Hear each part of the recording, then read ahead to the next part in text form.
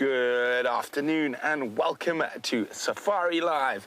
My name is Brent Leo Smith and you're joining us for the Sunset Safari. I have Vim on camera.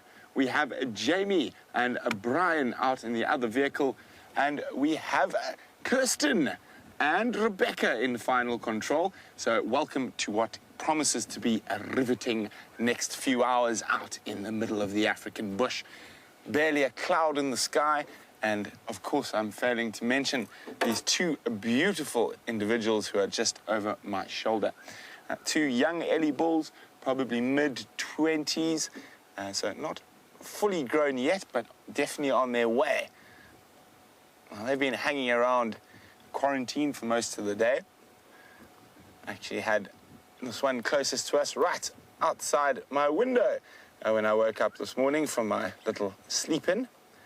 Just on the other side of the fence, feeding along the edge of our house.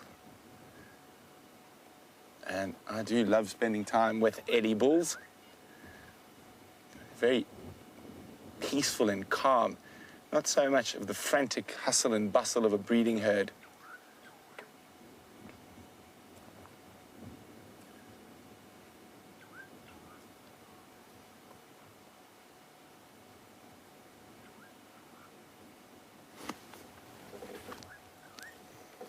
Feeding on the lovely grasses that have sprung up on quarantine, and they're going to take as much advantage of it as possible till it stops seeding and growing, because it is going to be a very long dry season. I think we're going to see them feeding on a lot more trees and bushes this year than what we normally do. Now, I was hoping these guys might meander down towards the waterhole, but they have been at a waterhole already today. I can see some mud on them. Oh, what? What do you want?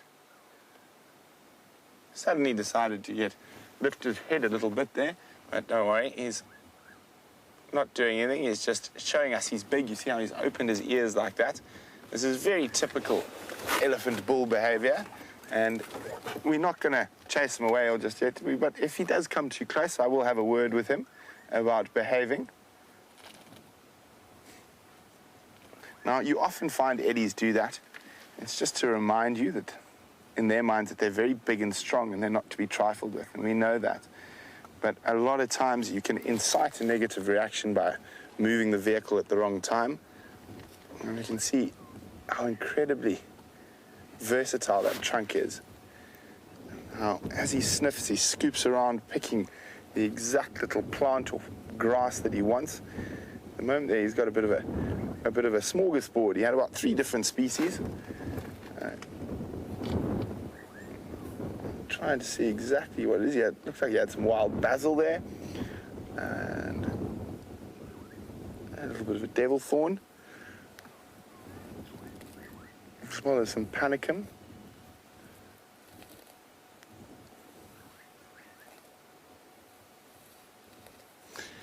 Now, often people, when you buy a vehicle or whatnot, if you live in a hot area, buying a dark-colored vehicle is often not a good idea. And now, this is where elephants break a lot of those rules. I mean, if we look at them, he's big, he's dark, and he's one of the only animals that operates in the heat of the day.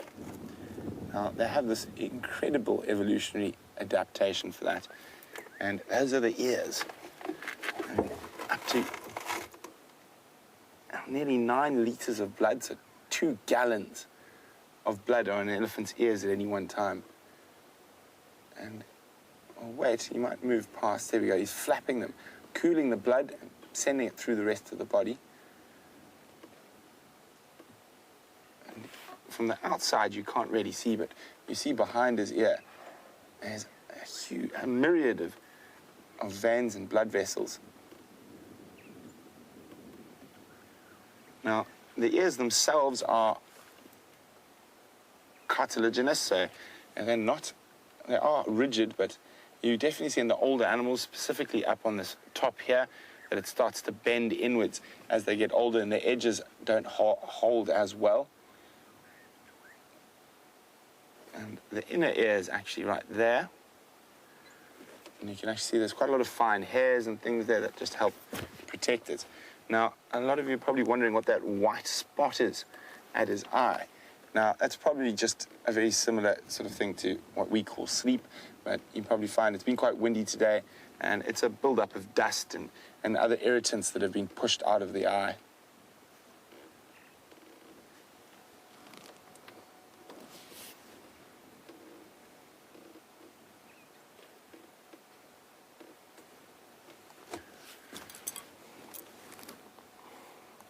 Now, there are hundreds of thousands of muscles in an elephant's trunk that enable it to have that degree of movement.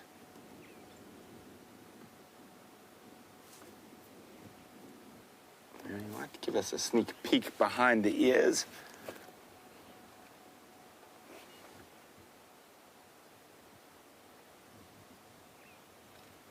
And he's still just a little bit. I don't want to move the car just yet.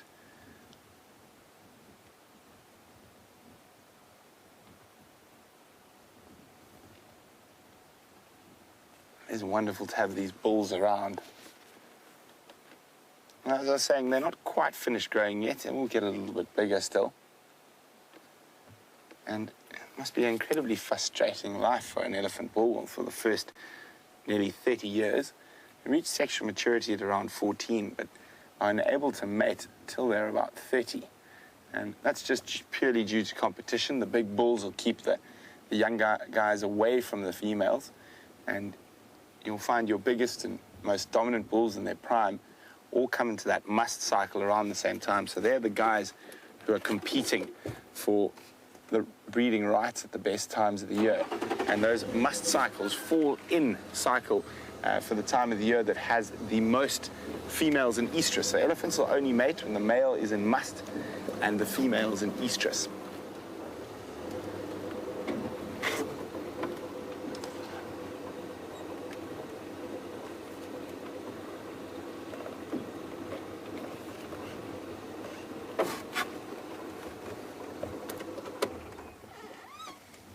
So Mike says this Eddie reminds him of Mr. Wrinkly Bottom. Have we seen him recently? I actually haven't. You might find as he's got older, the skin might have tightened and it won't be so obvious, that very distinct wrinkles he had in his skin. But I haven't seen his herd, so it is possible they're out in a different area at the moment, but hopefully they will come back for a visit.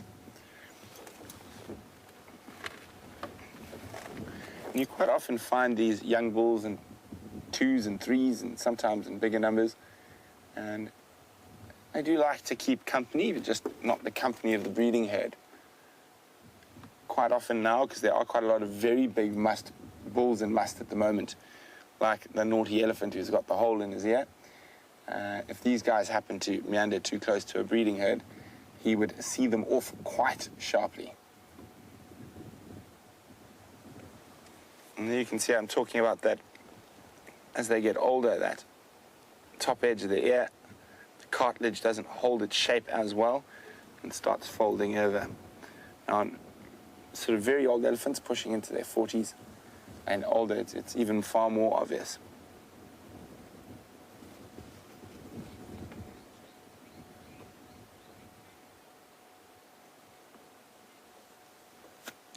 So we're going to leave these gentle giants to carry on with their munching on quarantine, and let's go say good afternoon to Jamie, who's got a smaller grey tusked beast and a big fat cow. We do indeed. And good afternoon to you all, and welcome to our sunset safari. 2 big fat cows and then 2 smaller tusked animals standing at the back. There were 4 warthog sharing this wallow on a blistering hot afternoon in the African bush, enjoying the cool muddy water. Interestingly enough, this group of warthog is not relaxed at all, which is why at the moment we're sitting so far away from them, just because they looked as though any second they were going to dash off and run away from us. So I've been giving them plenty of space so they don't disappear. And on a hot afternoon, these pans around, and you can see how covered in mud these warthogs are. These pans, in other words, mud wallows that have become almost like ponds, have become a gathering place or a gathering point for the buffalo of the reserve to come and spend some time in them. And as a result, this entire area around Twin Dams Road has acquired something of a barnyard smell. The buffalo are not terribly hygienic when it comes to spending a bit of time in water, so they will urinate and defecate in it, which is one of the big reasons why, even though these lovely pans are available, the elephants do not come and drink from them anymore. As soon as they become soiled, the elephants show a preference for moving around elsewhere.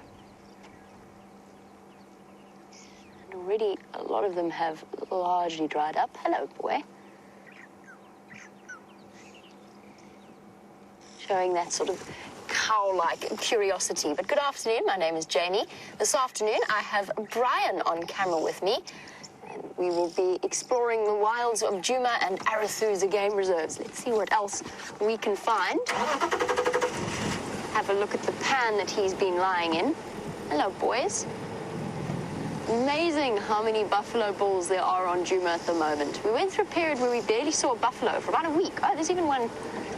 Oh, that is a good. There's 2, 3, 4. Never mind. There's a load of them.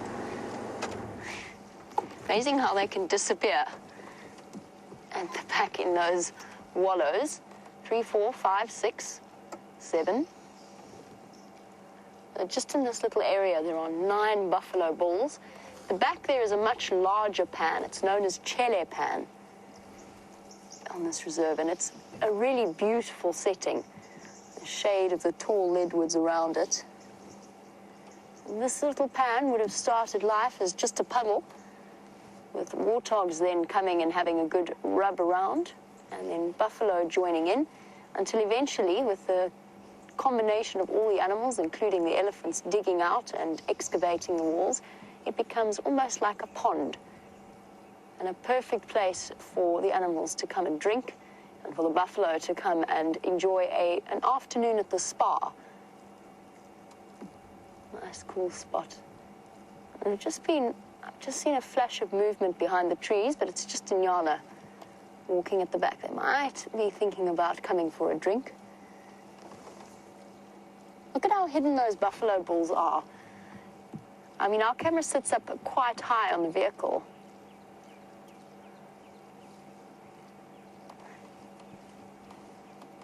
If you were walking through on foot, and if there weren't other buffalo to alert them of or alert you of their presence, that would come as quite a nasty surprise if you wandered into those boys wallowing there. But it's nice to see these buffalo looking so large and healthy. Nigel's even commented saying, seriously, are we still in the same country, or has SafariLIVE moved? It has just, the landscape has changed so vastly over the last 2 weeks that it really does feel like we're in a completely different part of Africa. And the buffalo are thriving. That being said, and I commented on this last time, with all of the rich grass, it seems to have given them all diarrhea. I've noticed it across the board, and I think it's just because their stomachs have actually, perfectly timed. I think it's actually because their stomachs have got so used to coping with very, smelly as well, coping with very dry, very unappealing grass. And now all of a sudden they're faced with this wonderful selection. And I think it's a little bit like eating rich food after months of starvation almost. But it's wonderful. It gives them an opportunity to really bulk themselves up before we start entering into our dry season. And apparently, I hear rumors that there might even be a little bit more rain on the way over the next few days. What do you think about that, boy? Yes? Does that sound like a good idea? I think so. He can't quite decide which way around the bush he's going to go. A little bit of indecision there. Time to go off and join the rest of his buddies in the pan.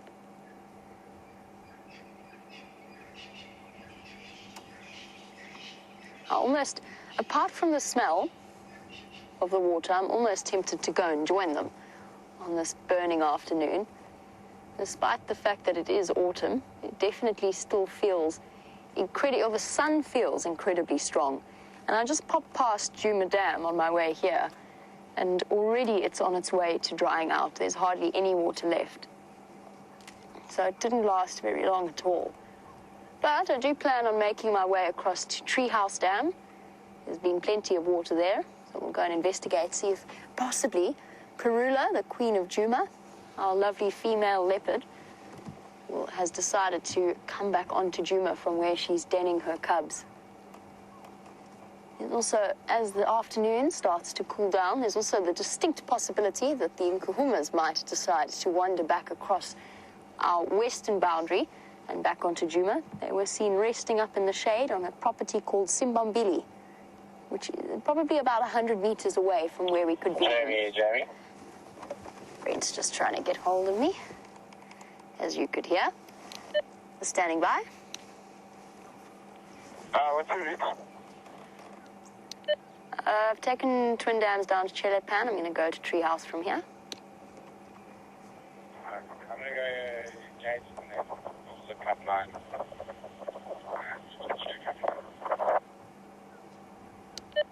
Copy that.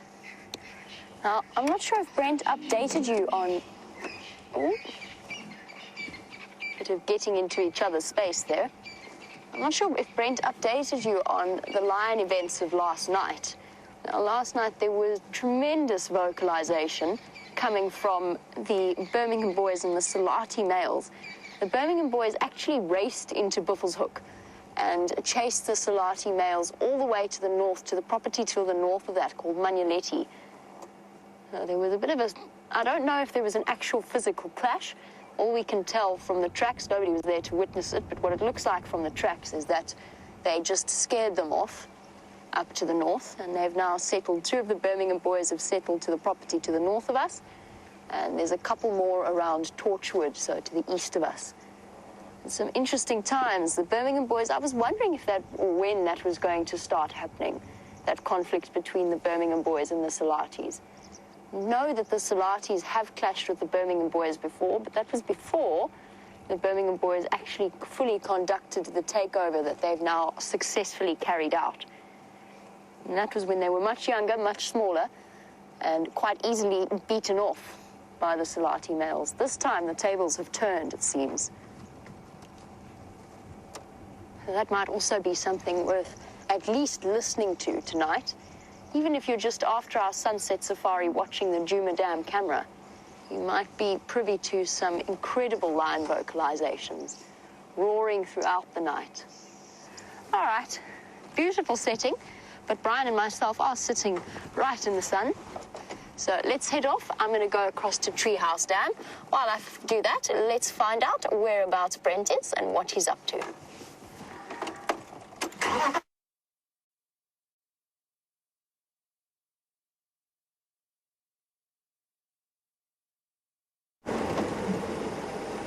Well, that was quick. Fair enough. Poor Brent seems to have gone black screen at that exact moment. So we'll see if we can't sneak up on these warthog instead. Much more nervous than the females and their babies that we've been seeing recently. And I think, just while we're looking at warthogs at Twin Dams Road itself, I think it is safe for us to assume, I think it's safe to say that we were correct in assuming that that warthog that the Birmingham boy dug out was in fact that female that we watched for a couple of weeks getting thinner and thinner. She was clearly very ill. When the Birmingham boy pulled the warthog out of the burrow, we weren't 100% sure if it was her, but she used to hang around this area all the time, and I haven't seen her since. I think it is safe to say that that was correct in that assumption.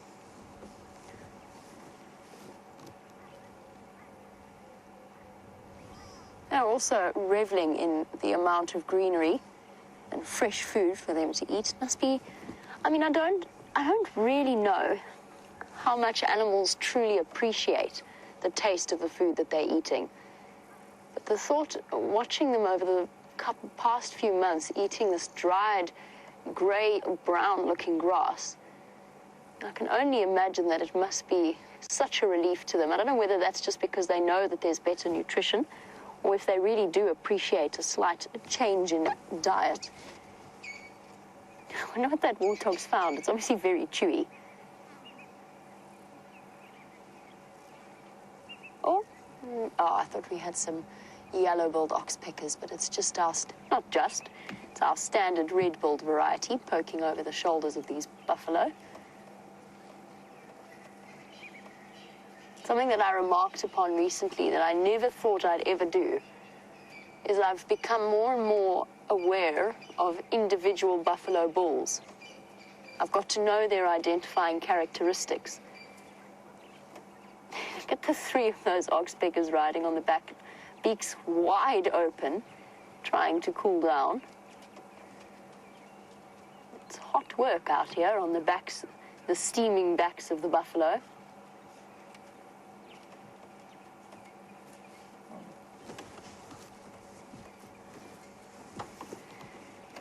I wonder if they're going to have any problem with the warthogs.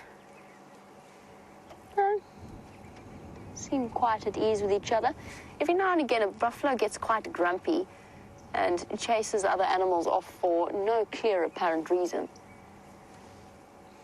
Now, we've spoken a lot about the formation of the pans that these buffalo have been wallowing in. And Nigel was wondering if the soil types are different around a pan. And yes, to an extent, a pan can't or doesn't hold water nearly as well in some places than it does in others. So the best pans are formed within quite clay-like soil. So rather than being coarse and grainy, that the water can just flow away and into the underground water sources, instead of being coarse and grainy, if it's fine and sandy and quite thick and glutinous once it is wet, that's the best sort of soil for this particular, or for the purposes of a natural waterhole being born. Now, the area that we're in, we're down towards the drainage line, so that automatically the big river system that is known as the Mulwati River System that runs right through the center of Djuma. And that will also come with it, or with that will also come a whole different type of soil. So yes, different soils throughout the area, crests and basins. And the clay soil is much nicer for the formation of, or much better for the formation of the pan. Okay, it seems as though this time Brent does have signal. So let's try once again to find out what he's up to and where he's going. Sorry about that. We had a few gremlins and busy on the Bushbuck cut line today.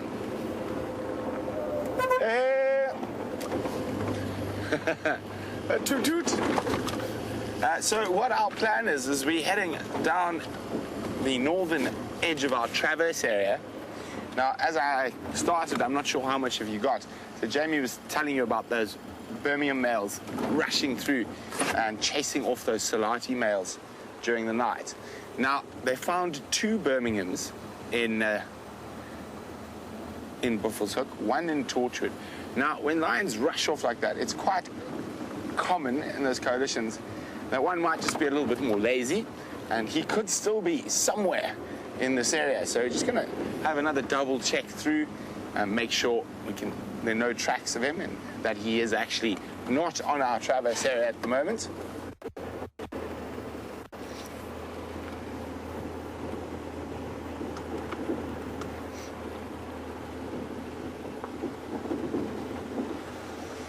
Also, the report of Tingana being in Simbambili could have forced Mvula to dash this way, and he was hanging around in this particular area before Tingana moved in and chased him off recently. So just having a quick squiz, any lion or leopard tracks that might be about.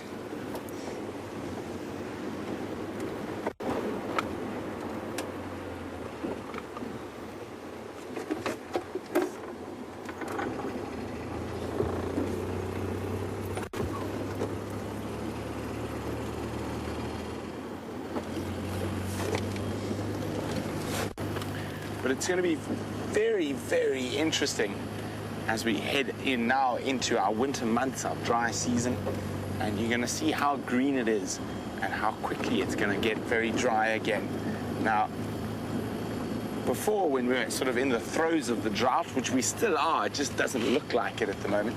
We've probably had a quarter of our normal annual rainfall or our normal sort of summer rainfall from November through to about now.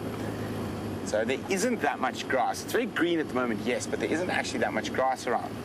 So it is looking to be a bumper year if you're a predator, and a little bit difficult if you're a herbivore. Now, a lot of people think we should help a lot of the animals, specifically, we're going to be seeing some extremely skinny buffalo and kudu and impala and things like that, and they're going to not look well at all. And I know there's a lot of feeling that we should step in, intervene, give them some food, open up more water holes, but drought isn't necessarily a bad thing. Now, what happens with the drought, of course, all your weaker individuals and your older individuals, and quite often your young individuals, will die, but it does give you the best genetic stock that survives. So those populations bounce back quite quickly. The last real major drought that was comparable to the one we're about to go into now was in 1992, and Kruger buffalo population dropped from about 40,000 to 12,000.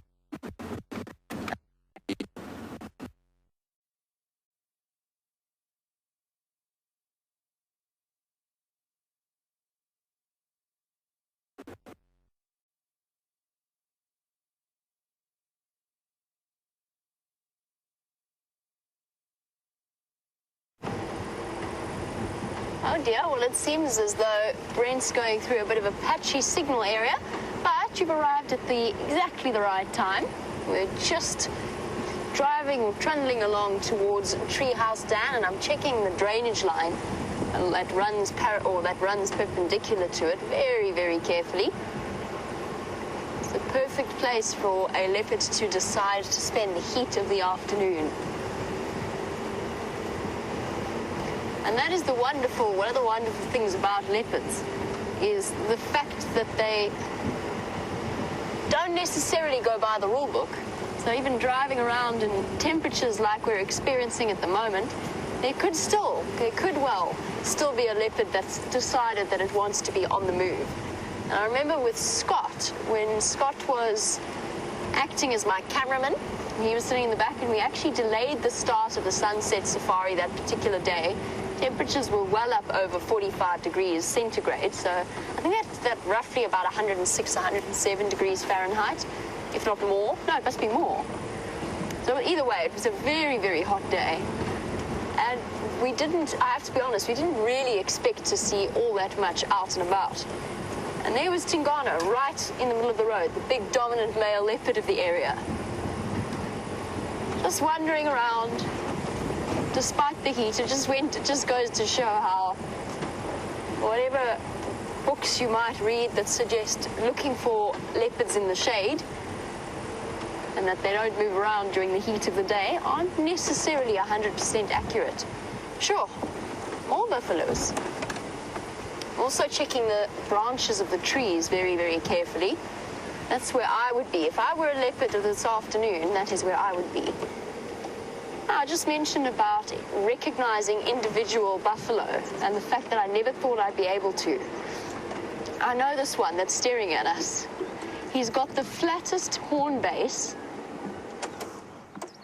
He's got the weirdest base of his horns, or boss, as it's officially termed. Look at him. He's so distinctive. It's almost square. And I've seen him everywhere from Cheetah Cutline right across west to Treehouse Dam, which is where we are looking at the moment. And he's always the one that stops and stares at you. Interesting. If somebody had told me months ago that I would be recognizing individual buffalo bulls, I'm not sure I would ever have believed them. Now, there's one buffalo that's somewhere in this vicinity. And Donna Miller was wondering if I've seen the one with the big open hole on his shoulder. Now, we saw the oxpeckers earlier, and we've spoken a lot before about how beneficial oxpeckers can be to the animals that they sit on and that they pick off the ticks. One oxpecker equals 1,000 ticks per day, which is definitely of tremendous use to the buffalo themselves. But then, of course, there's the flip side of the coin, and that is that if a buffalo has an injury, they will peck and worry at it constantly and prevent it from healing. And Donnie, you were wondering if I've seen that one with the big open hole, and it gets deeper every time I see it on his shoulder. I haven't seen him today. That being said, he likes this area. He likes the area between Treehouse Dam, Philemon's Cutline, and Twin Dams Road, which is where we started our sunset safari. And I would not be at all surprised if he were hiding some. He might even have been in that buffalo sighting we had earlier, because we couldn't see all of them clearly. He might be there. I don't think he's here. It's on his right shoulder, if I remember correctly. So unless it's the one lying down facing off to the left, and we can only see his left side, I don't think he's here. There we go. There's our... I almost want to name this buffalo with the square boss, the one on the right of your screen. I wonder if any of you can think of a good name for him. He's just so... I can't decide if he's stupid looking or if he's actually quite attractive in a very symmetrical way for a buffalo. I wonder if any of you have any suggestions as to what we could nickname this particular buffalo. I'm going to think about it. He reminds me of somebody. He reminds me of a celebrity without meaning to be insulting, and I can't work out who it is. But he definitely reminds me of someone. Any suggestions you can send through to #SafariLIVE on Twitter, or email through to questions@wildearth.tv. And Rebecca in Final Control, who has just joined the team, and please, nobody out there take offense to this, she's suggested quite possibly Matt Damon. I can sort of see it in his own way. He is quite a pretty buffalo, very symmetrical. He looks younger than the others, and I'm not sure if that's just because he doesn't have as many old injuries, or if there's something about the symmetry of his horns. Now, that boss that I'm talking about, that he has, is probably of a tremendous advantage to him in shape like that. That is solid bone on all buffalo, covered in a keratin sheath, and it's there to absorb the impact of the shock when they fight each other. And just imagine two of these behemoths racing at each other at a speed of, at minimum, 10 meters per second, 30 feet per second, and then colliding with their heads. Now, his boss extends right down towards where his eyebrows would be, and down towards his eyes. So in a way, he's actually at an advantage because he's got extra protection for his brain case. Perhaps, as interesting as he looks, there might even be a physiological advantage to having a boss in that shape. Certainly there is a great variety to the shapes of buffalo's horns. And that's not something that you want to be at the receiving end of. And he's always a bit more nervous than the others as well. The other buffalo ignore us completely. He seems to be a bit more alert. All right, we can't, as entertaining as they are, I don't think we can spend our entire afternoon looking at buffalo bulls. Let's try again and see what's happening, not with the buffalo, but at Buffels Hook Dam.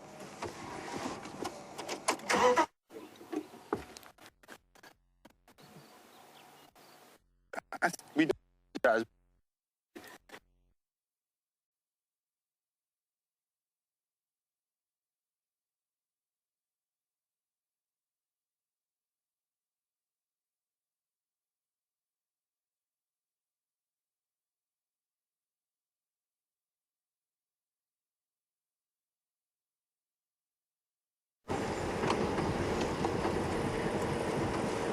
It was worth an attempt.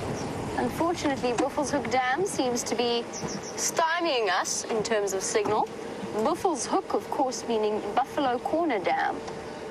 I've just seen such a lovely example of a leopard track.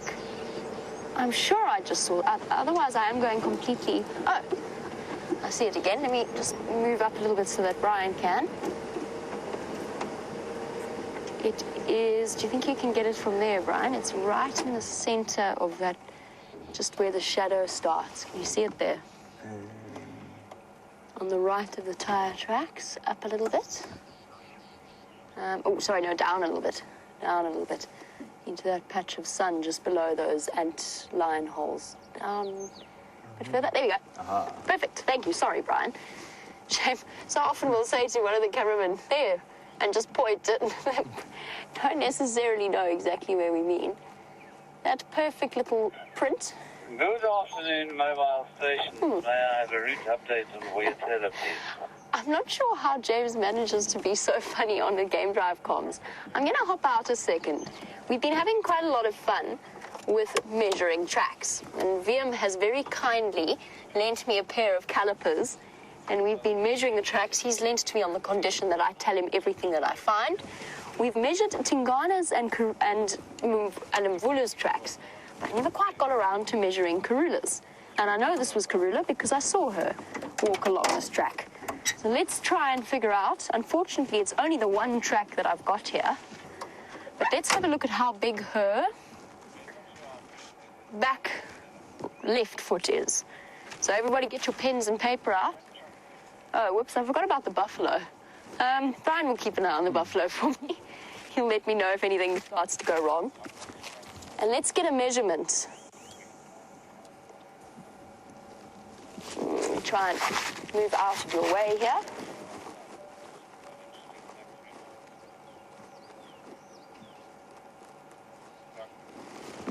So, Karula's back foot is 8.8 centimeters.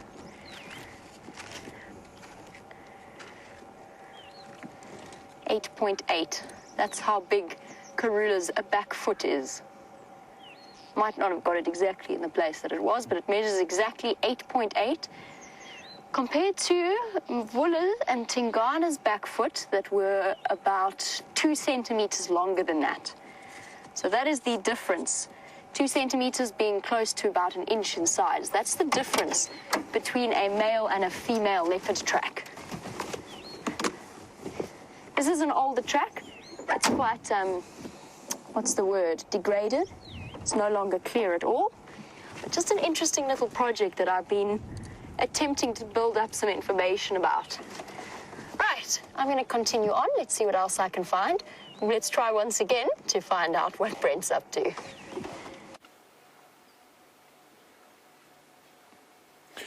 So we're back, and hopefully, if we don't move, we won't disappear again. So here we go. 2 little elephant bulls, a bit younger than the 2 we started the sunrise safari with, having a nice little drink at the Buffalo's Hook waterhole.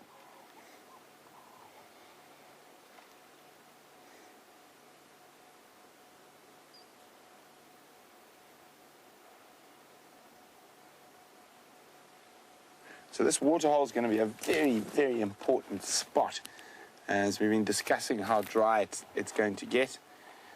I don't think it's going to last out the whole dry season, but I think it'll definitely be a very important point on Djuma, and we are going to get a lot of activity around this waterhole.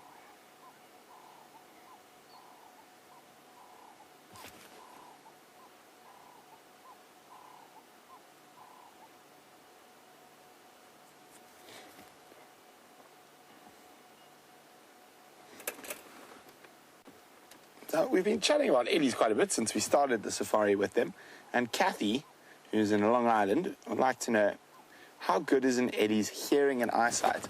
Both are excellent, Kathy. There was for a long time a very sort of perceived that elephants had bad eyesight. They don't have bad eyesight, they don't have the best eyesight, they have reasonably good eyesight, but because they've got such super hearing and smell, they tend to utilize those 2 senses first. But I mean, they can hear rumbles of other elephants from about 20 kilometers away. So unfortunately, they are moving off, and I'm quite scared to move in case we disappear again. We'll just finish that chat about drought while we're here. And one of the animals that's going to be really hard hit by the drought are these old buffalo bulls. And I know you've been seeing quite a few of them with Jamie. There's another old retired gentleman sitting in the Buffalo's Hook waterhole. I was saying drought is not always a bad thing.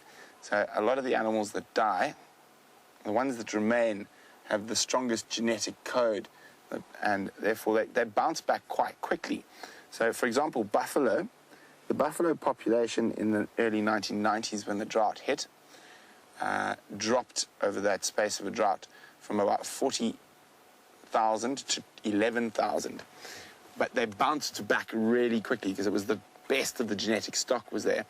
And they bounced back to just under 60,000 this time. And so far in the very dry period we had a month or so ago, in the whole Kruger, only about 900 buffalo died as a direct result from that drought. And so very, very interesting. And quite often what happens, and a lot of people who travel to Kruger, everything's dying. And everything's not dying. Everything at certain waterholes seems to be dead. And also you find the predators on more kills and stuff like that. But we often always tend to micromanage or micro-focus. And 900 buffalo in an area that's bigger than Switzerland, well, it's not such a big loss. Now, even if we had to lose 20,000 buffalo, there's still plenty enough genetic stock for it to get back, and it actually isn't a bad thing. Of course, if you're a farmer, it's horrific, and you wouldn't want to wish a drought on any farmer. But from a wildlife point of view, wildlife populations are designed to deal with this. They've been dealing with disease and drought for a lot longer than we started managing them. And there's a wonderful little saying about us. Is often we're gardeners in Eden. We have this perfect, immaculate system that works and is all interconnected, but it doesn't quite suit our thinking. So then we start fiddling and changing and things like that. So we've got to be very careful not to do that. But as I said, the drought's not necessarily a bad thing. And for lions and things like that, the last major drought in the early 90s, the lion populations increased by 20%. So there's always a time of abundance for the predators, but then there's always a time of abundance for the herbivores, and of course those are going to be different. So we are going to try and move now. I don't know what will happen.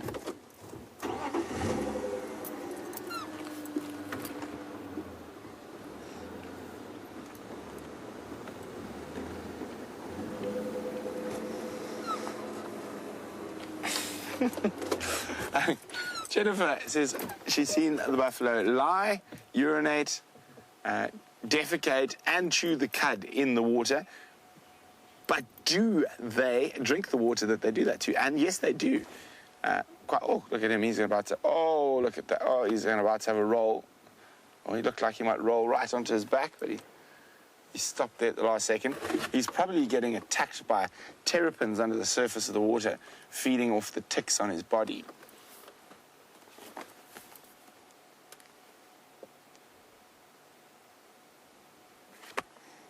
Now, a lot of our long-time viewers will know I'm quite a fan of the wild flowers we get out here. And there are a few that are normally quite common that we haven't actually been able to show you so far this year because of the lack of rain. But they have made a resurgence. And this is one a lot of you might recognize the shape of because it's very similar, especially those who are like gardening.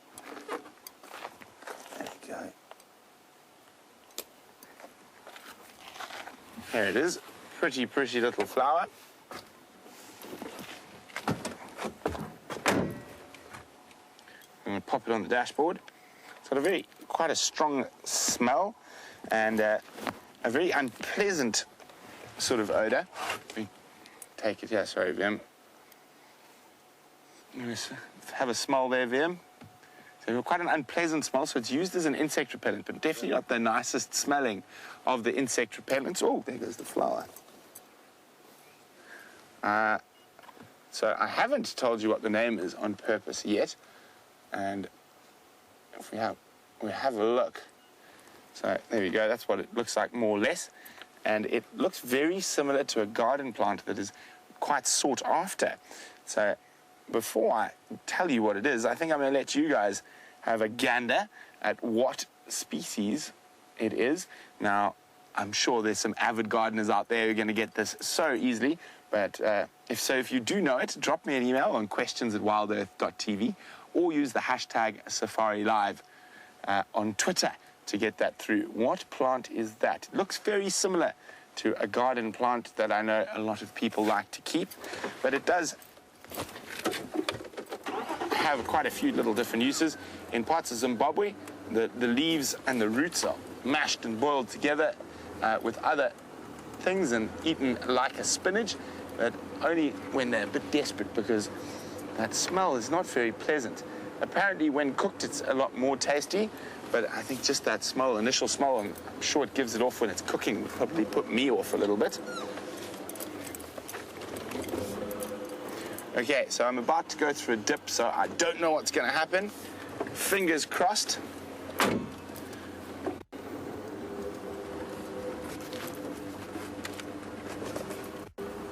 And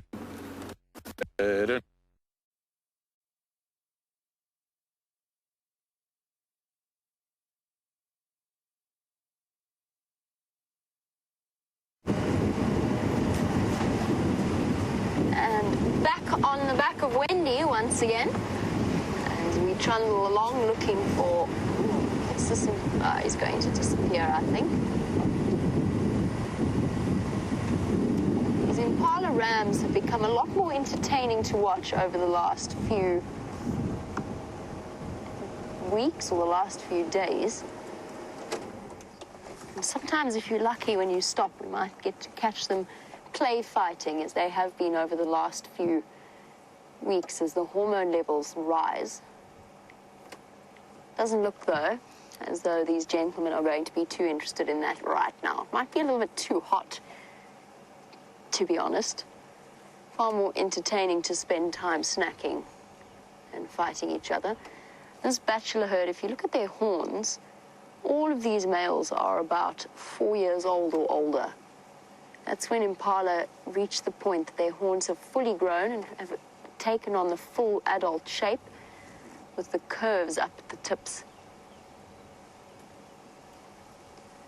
And they are extraordinarily pretty antelope. All right, don't think our boys are going to do too much. We can move on. My other project for this afternoon, depending on what happens, and as you know, drives don't really go according to plan, is I really want to see if I can't find the new hyena den. And I'm sure that that is one of the things that James is going to set out to do this afternoon on tracking team. I'm sure that he's going to attempt to relocate them. I suspect if I had to put money on where I think they are, I would guess they're still around the Aubrey's Road den site. So for those of you who are actually joining us for the first time, we have been watching a clan of spotted hyenas, and in particular 3 sets of small cubs, all under the age of 4 months old, 5 months old now. And they've just moved their den site from one termite mound to somewhere else, and we're not 100% sure exactly where they've gone. And it would be really nice to try and find them again. It's interesting, they seem, at that particular, or those particular den sites, they seem to move regularly from place to place to place. Hopefully we can figure out where they've gone to next. I've already checked the old hyena den. So I've checked Philemon's cut line, I did that yesterday afternoon. James checked Gallagher Shortcut, I checked Mvubu Road den. The only other den site that I haven't checked that we know of is the one that's just off this road. So I might poke my nose in there this afternoon and see if it looks as though it might be inhabited. When you're looking for an active hyena den, you're looking for a couple of different signs. One is tracks of the adults moving backwards and forwards, and they usually move along the roads, just because, like most animals, roads are easier for them to walk down than to walk through the bush, easier and quieter. So they usually use the roads, so their tracks are clearly visible, backwards and forwards. And then you're also looking for fresh scat, but quite far away from that, and anal pasting, and a smell. I agree, Donna. Donna feels as though she's going through a hyena withdrawal. I am as well. It's been I mean, not that I can complain, because admittedly I've been very much distracted by different leopard sightings and time spent with the lovely Karula. But I am feeling their absence quite sharply at this point, and I would very much like to relocate them. James, of course, as we know, has a gift for finding hyena dens. He's found 2 in the last few weeks. Fingers crossed he will be able to help us out in that regard as well. And that would be lovely for all of us. It's always special spending time with the spotted hyenas. It feels like you're missing out on part of their lives if they go absent for too long. We'll also be looking for any fresh chewing signs, since all 5 of those young cubs are at the stage where their sharp little teeth are still coming through. And they might even start, the oldest one, November, might even start properly teething in losing his adult, or losing his puppy teeth and start growing his adult teeth soon. That happens at around 6 to 8 months.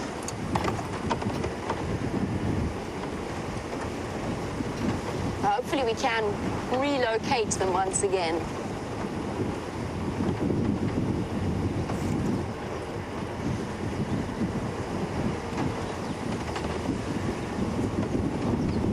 Just coming around this area, a couple of days ago there was water all around here.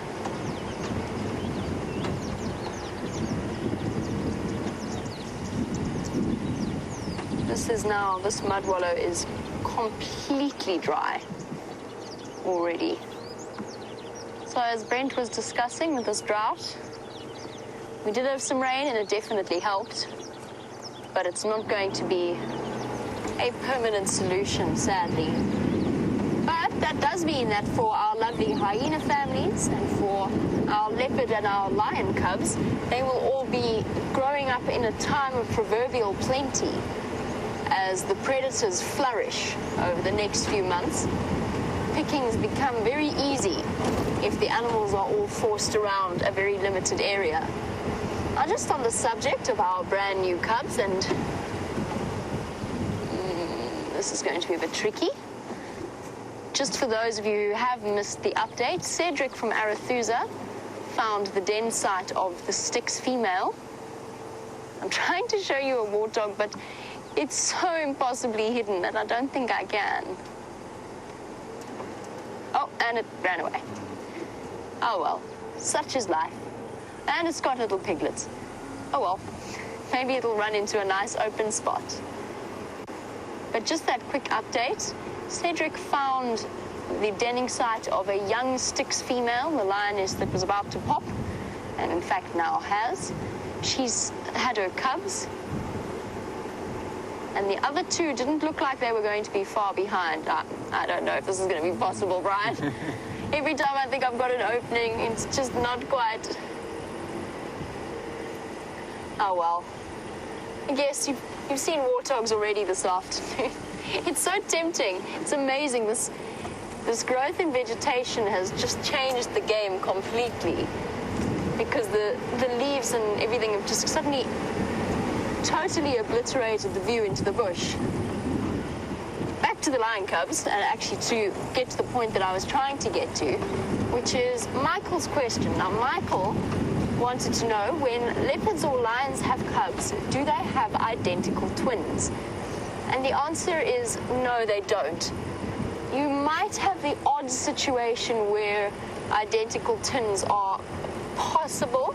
Identical twins, of course, forming from the same fertilized cell that then splits off into 2 totally separate individuals.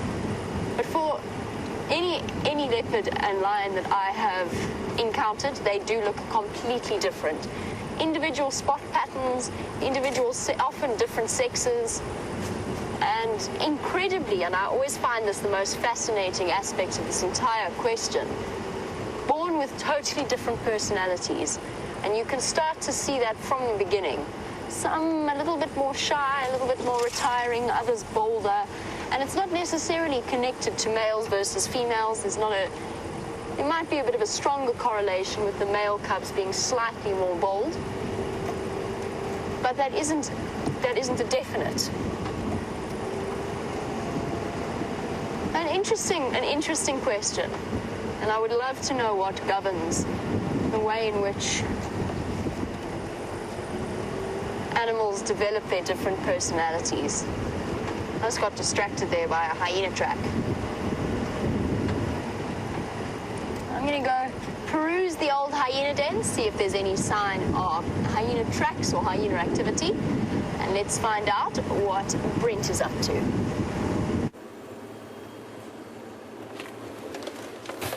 So, sorry about that, and the tech team are actually trying to figure out with their magical computer skills what's happening. So we'll just persevere, soldier on. So we were chatting about, I made sure, where's it disappeared to? There's the leaves. And there's the flower.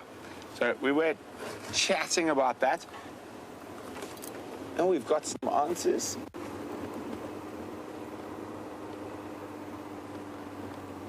Oh, Raisa, D, Rosie, and many others. Well done. It is a wild foxglove.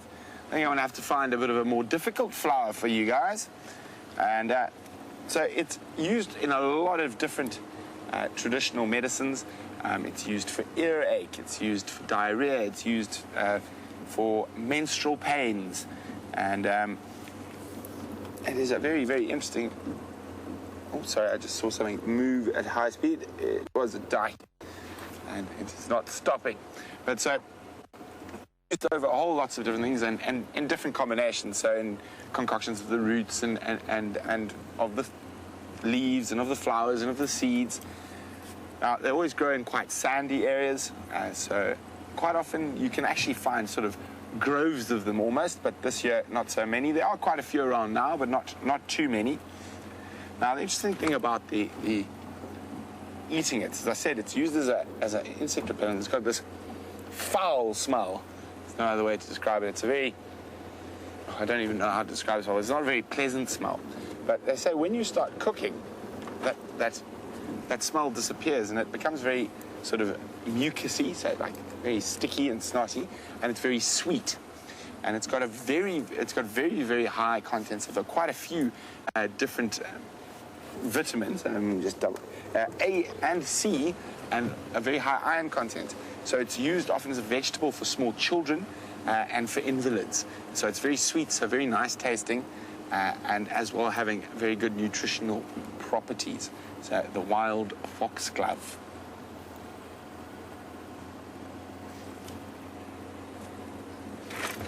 The flowers definitely haven't been good as their normal rainy season.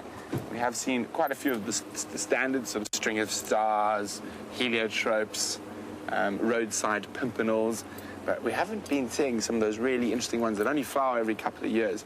And I am hoping we do find a couple of new ones to add to the flower list. And I have been checking extensively, but just no luck in chatting about the string of stars, or the lamb's tail.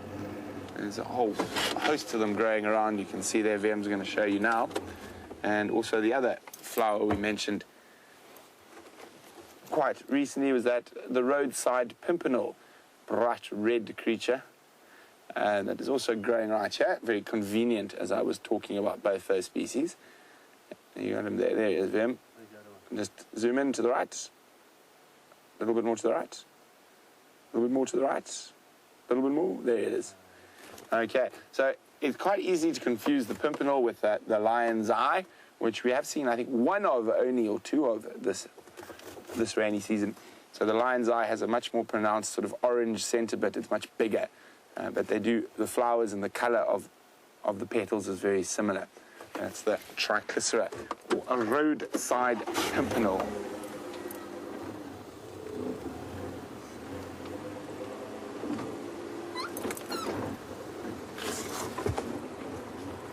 So what we've done now is there's no tracks of those lions out and about. So we have been looking for tracks of Gajima, the male leopard.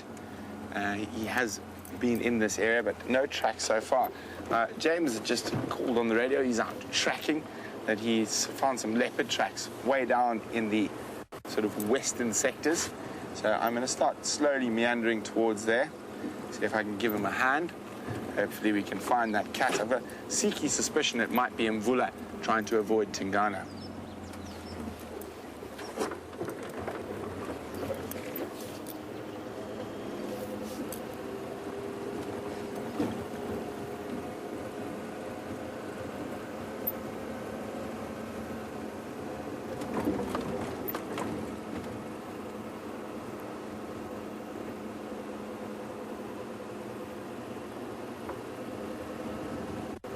So we're going to go see if we can speed up a little bit and maybe go help James. Oh, there we go, there we go. Did you get that, Vim? You got them there? Okay. Oh, darn it. So a very interesting phenomenon. He's just disappeared there, but we will try to find some more of them. Steph and I were actually discussing it last night. That we had quite a few cuckoos really early on, and they just disappeared. And after this late flush of rain, a lot of the cuckoos have come back. And a lot of the time we found them feeding on caterpillars, which is one of the cuckoo's favorite foods. So I wonder where they went and now they've come back. There's still African cuckoo about. There's still common cuckoo or European cuckoo about. There's Levalance, there's and Jacobin are still around. I haven't heard a black cuckoo for a while, and I haven't heard a red-chested cuckoo for a while. But there are quite a lot of cuckoos, and great spotted I saw the other day as well. So we will try to keep an eye out for some of the cuckoos that have made a comeback, maybe one last gorge on the caterpillars before they have to take their long trip home.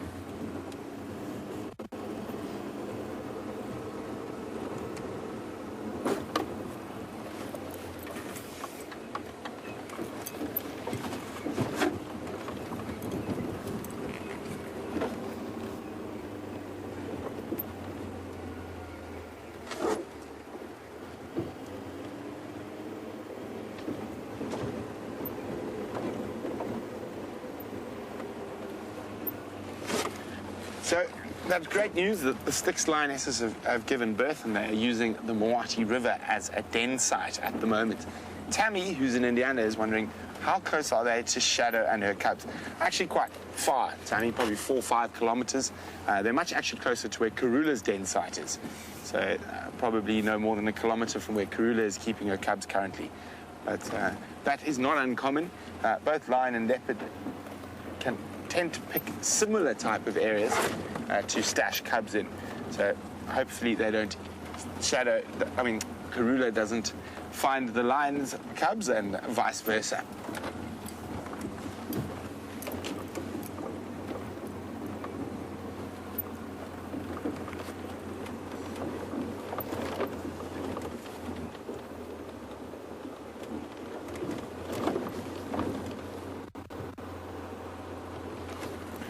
So, still on the Styx cubs, Doodle's wondering, having all the cubs around the same time, will that be beneficial or will it be detrimental to them?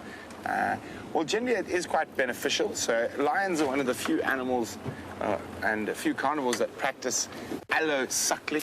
What that means is that those cubs will be able to suckle off any of those females. So they will tolerate related cubs that aren't their direct sort of sons and daughters, will be able to feed off the other lions in the lionesses in that pride. In terms of protecting them, it doesn't really change too much. So those cubs are going to be kept away from the rest of the pride for a couple of months, till they're generally about 2 months old, before they're going to be introduced into the pride. So that shouldn't make too much of a difference. Now, with hunting, they will leave the cubs somewhere hidden in a drainage line or in a thicket while they go out hunting. Cubs can't go with them hunting all the time. And even when they're older, even up to sort of 8 months, 9 months, they're often left by themselves.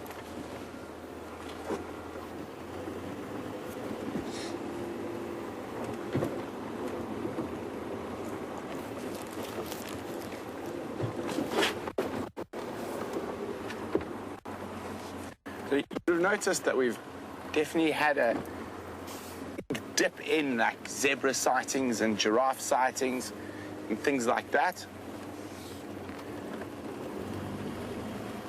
Because of the rain and this green flush of grass, and the animals have spread, but as I said, as it dries up, it's going to bring these animals back to the permanent waterholes, back to the seat lines around Zoe's Road and around the Moati River. So we will start seeing those concentrations of animals again. So just in case you guys missed it, I did mention a little bit earlier, but Aileen is wondering at what age do they normally bring their cubs back to the pride. As I say, about 2 months is a general rule, sometimes a bit longer, sometimes a bit shorter, but around that 2 months to 3 months.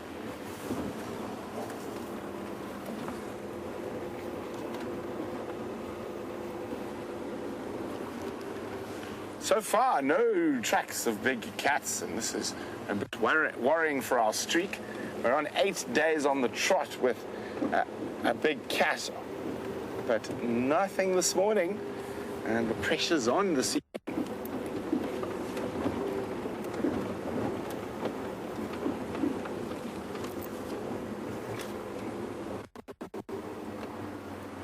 Hello, Impalas. Do we have a successful boy, or do we have the group of boys with no girlfriends? No. Group of boys with no girlfriends. Hello, gentlemen.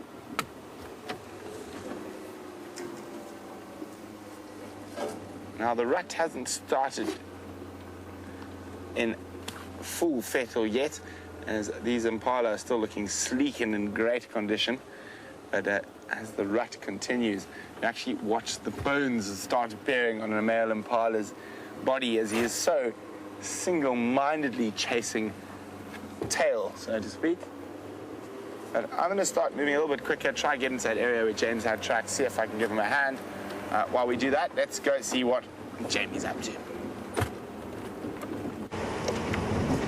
Just having a quick sip of water. Important to stay hydrated out here, and it is still very, very warm. Although there's this breeze taking the edge off and a hint of cloud, just a hint, starting to make an appearance. Maybe those rumors of rain, not completely out of place. Generally gets very, very warm here before it rains. The cold fronts push the heat ahead of them. We get those really hot afternoons, and then all of a sudden it breaks overnight. Hopefully a bit of cloud cover on its way. Help to keep the water around just that little bit longer.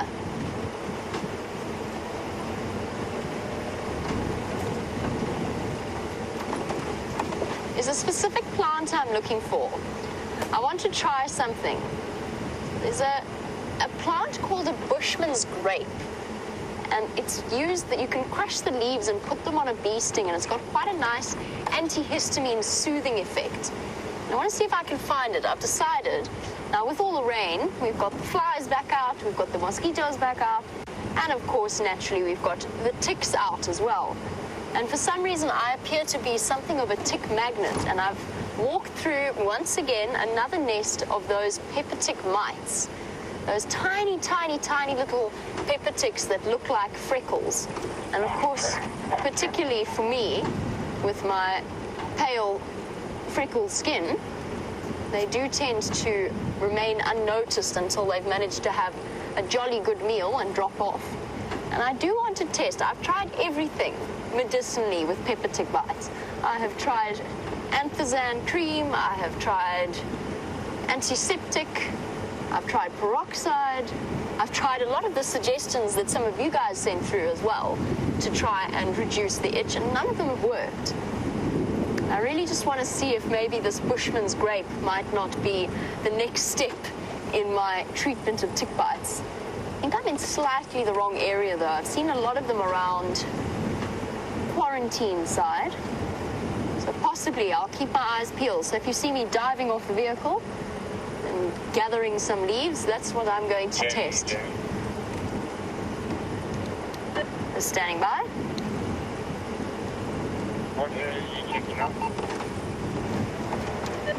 I'm on Zoe's Road. I think I'm going to go and check around Gallagher Pan and Bubu side. Okay, copy. I'm going to head towards the wildflowers. I think James is on foot on the track there. Go see if I can get my hand. Okay, copy. I didn't hear him call those in. What tracks has he got there? Male leopard, and still on top of the stuff from last night. So, I'm going to go have a look. Copy.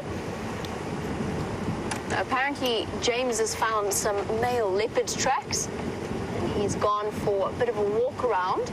Last time James went walking in that area, this is when he found Tingana on the warthog kill. Hopefully we get a repeat of that. Last I heard, Tingana was on Simbambili. But as I said, or as I mentioned earlier, leopards can wander and cover enormous distances when they want to. We had Karula the other day walking from Treehouse Dam to her Nyala kill, and she covered, I think that might be the tree that I was looking for. Bear with me one moment. It's a new tree for me. It's one that I've only learnt about recently, or new bush. I want to see if this is it and if it works. No, this is just a coppiced plant that's been eaten by elephants and then grown up in separate shoots and stems. Not the tree I'm looking for. The search continues for my medicinal test. I'm going to conduct a scientific test and try and rub it on certain tick bites and not others, and see if it enhances the natural healing process or acts as an anti-itching device. See if we can't find some around Gallagher Pan.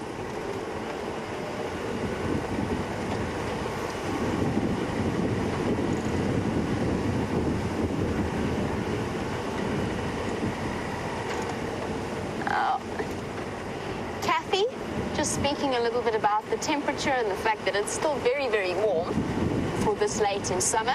Kathy was wondering, how hot does it get in the middle of the day in the middle of winter? And Kathy, the answer to that is it still gets very warm. It can get up to 30 degrees, which is 86 Fahrenheit. Usually it sits around, I would say, 24, 25 on your average winter day. I mean, we still end up in shorts and a t-shirt. We could still end up in shorts and a t-shirt in the middle of the day. Not so much me, but I have a very strange thermostat. I get cold very, very easily. And what is that? That's 70, that's around the mid-70s in Fahrenheit would be the normal winter temperature. It's only really in the mornings and the late evenings that it starts to get particularly chilly.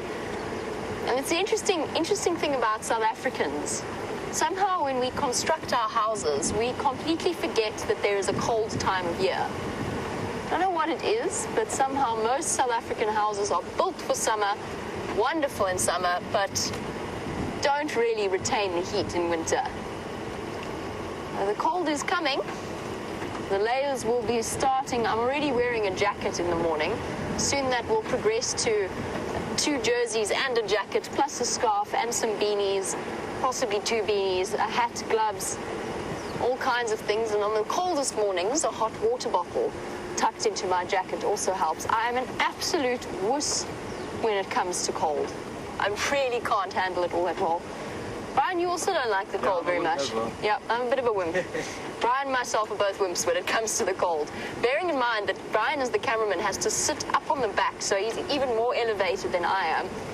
And that wind chill factor as you drive along probably drops the temperature by about 5 degrees centigrade below what it actually is. So it drops it easily 10 degrees Fahrenheit. Oh no, my medicinal testing idea is proving to be more tricky than I thought. I know where there is one, but it's very far away from where I am now. Oh well, it was a nice idea while it lasted. I'll keep looking.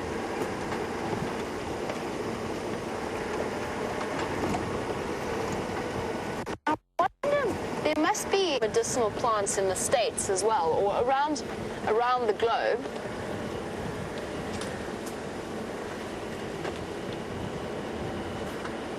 There we go. Marion's got a suggestion about using the African potato cream. I don't know where I might find some of that, Marion, but I'll definitely keep an eye out for it. I'm open to any and all suggestions on this front. Things are desperate enough that I am, when you wake up in the middle of the night trying to claw your skin off, it really is a little bit much or a little bit excessive. So I'm willing to take any measures.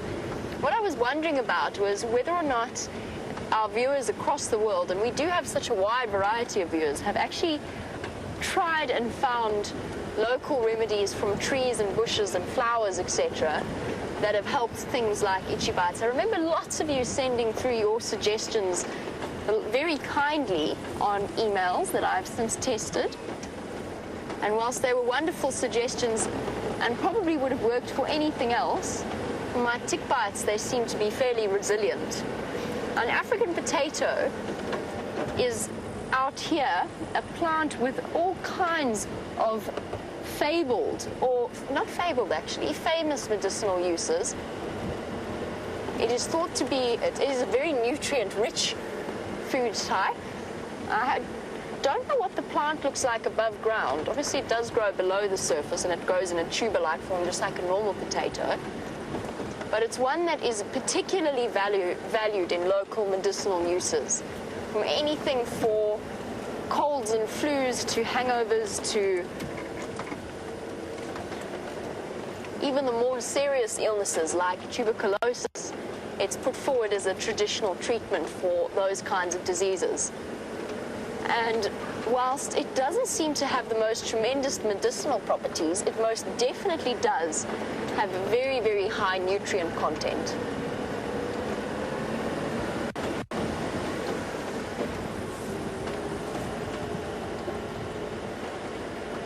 I should have looked into more different types of trees that I could potentially use. I know that Maruda tree bark is also meant to have antihistamine properties, but I'm not sure how one goes about preparing that. It has to be the cambium layer, so not the hard outside part of the bark. Hello, gorgeous. Aww. They're so shy. It's all right, little bushbuck. It's a little antelope species that we hardly ever get to see. I'm hoping it might come out around the side of this bush. Shame she got a bit of a fright. They're one of my favorite, if not my favorite, antelope species here. I think they might actually be my favorite. You gonna come out this side, girl? I can't even see her anymore. Oh, I can. Shame. She's watching me. Can you see the tips of her ears there? You might get a flash of movement every now and again. She's there. I promise. She's hiding there. Come on, girl.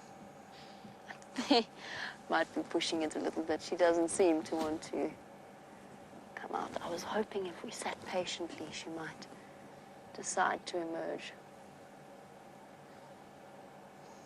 The reserve that I used to work at had very thick, dense riverine vegetation, rivers that flowed almost the year round. It was the perfect habitat for bushbuck.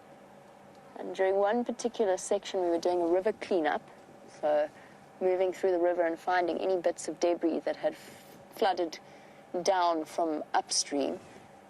I think it was 2013, might have been 2014, those floods. I still see you, girl, come on. It's okay.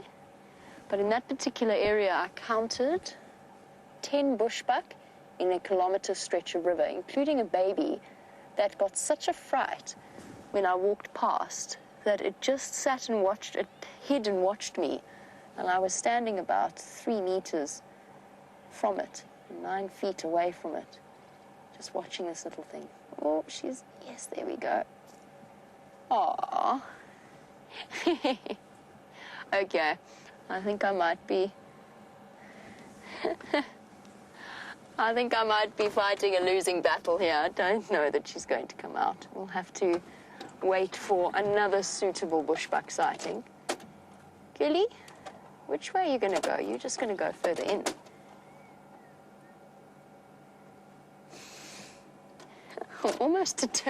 I feel quite determined to try and get her now that we've spent all this time waiting. No. All right. Okay. Oh, there we go. I've got a bit of a view of her. Very similar shape to an Impala, but much smaller. Oh, there she goes. Without those white stripes. And you can see she's walking with a much more comfortable stride now that she knows she's got the protection of the dense vegetation around her.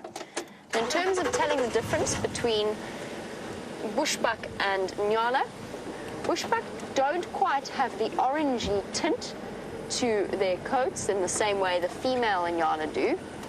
They are much smaller and not nearly as striped. I have actually seen one or two Bushbuck with stripes, but for the most part, the dominant markings that you see is the spots around their rump, white spots around their rump. That's what you're looking for in terms of, it's one of the biggest confusions with people who visit Africa for the first time. They get confused between kudu, Impala, and Bushbuck, which are all part of the same family and all look very similar shapes with those large radar dish ears and long, elegant, thin legs. And they all prefer that same vegetation, thick vegetation type. So kudu, large and striped and slightly more grey in colour. Impala, in the sort of the middle-sized antelope of the three, with stripes, very vivid white stripes, and the occasional dot on their rump. And then Bushbuck, the smallest of them, with the dots around the rump and no real stripes. Maybe we'll get a chance to have a look and see if we can spot more Bushbuck for you, possibly a little bit of a better view. I'm slowly meandering across towards where the old hyena den was, just to see if we can't check there and figure out where they've moved from there. While I do that, jump on the back of the vehicle with Brent. So, the cat hunt is on. We got just down here, I just spotted James, we just had a chat, he's walking around, but there we go, male leopard tracks.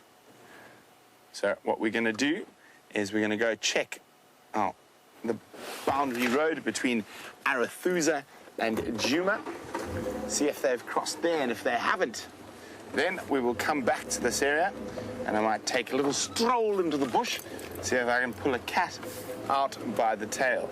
So these tracks are from, I would guess, early this morning, so not too fresh, but it has been quite a hot day. So what we're hoping is that he stopped somewhere and he has slept somewhere in this thicket. Hopefully, I'm really hoping he's in this area here and he hasn't gone off towards Arethusa, because if he's crossed towards Arethusa, that particular area of Arethusa is nigh impossible with lots of very steep little riverbeds and that, so quite difficult to get in and out of.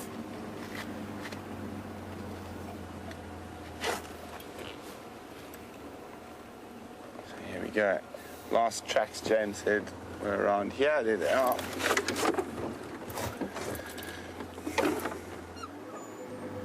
There we go. That's where he crosses out there. Okay. So it does seem definitely to be going this way from that track there that's been stood on. Let's just give me 1 second to have a quick look. I want to look a little bit further.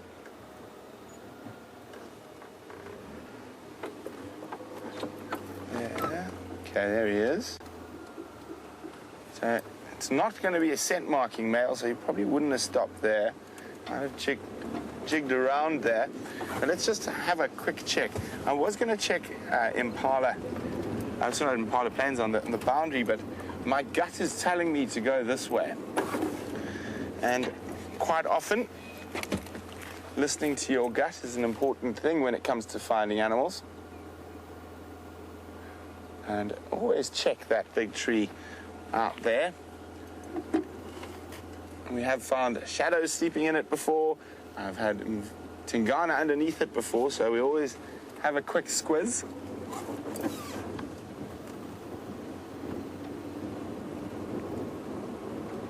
Now, of course, with this rain, the one thing it has done, and this wonderful, beautiful green flush, has made the spotting a little bit more difficult.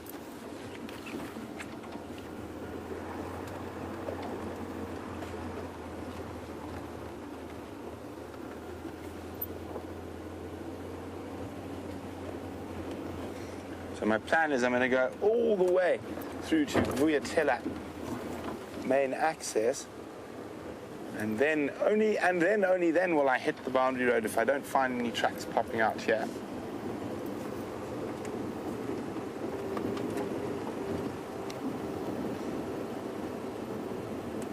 So we're just going to check down the road quickly, and especially if he was walking in the early morning, there's a lot of dew about, and leopards aren't particularly fond of having dew in their faces and on their paws, so you quite often find them utilizing the roads quite heavily. But obviously the dew is all gone now, so it's very possible that he could be somewhere in this block.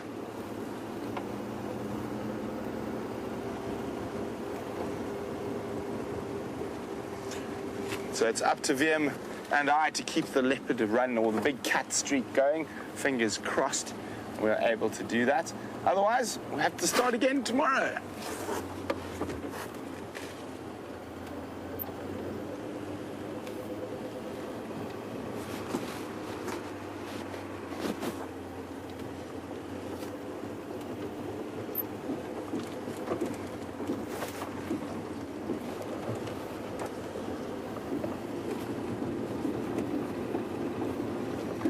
So if we don't have any luck now, that's not the end of the world. Not the biggest train smash. So we're going to check, and we'll check round, make sure there's no tracks crossing out over the boundary road. But the trick is now, if we can't find any tracks, and if I don't manage to find them on foot, we definitely want to be in this area as the sun starts going down, when he's most likely to start getting mobile. Often putting yourself in the right place, in the right area to hear an alarm call, will definitely aid in your search for big cats and other predators. Okay guys, 1 second. Afternoon, Andrew. No updates for the north, just in Konzo, Vanuna Ingwe, around Balanites, Impala Plains. I'm following up.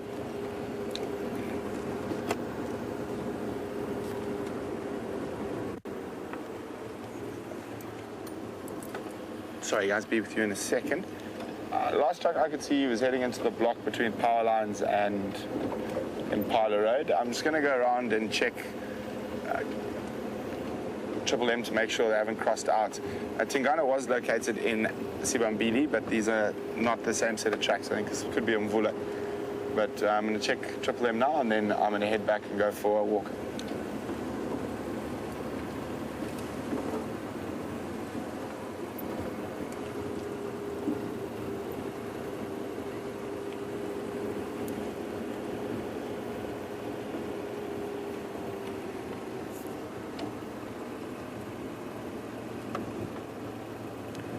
Okay, copy. Thanks very much.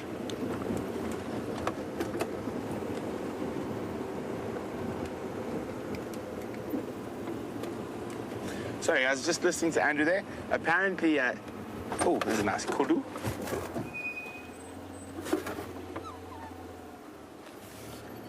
Oh no, don't run away. You've got a heartbeat. Oh. Kudu is not agreeing with us. Today he's disappeared. He's a young male. Let's see if we catch another glimpse. You see him, Vim? Oh no, he's gone into the thickets. He's a bit camera shy today. Sensational, saying, well, if a leopard's a leopard, what is a panther? A panther. Oh. Sorry guys, 1 second, the game drive just got very busy.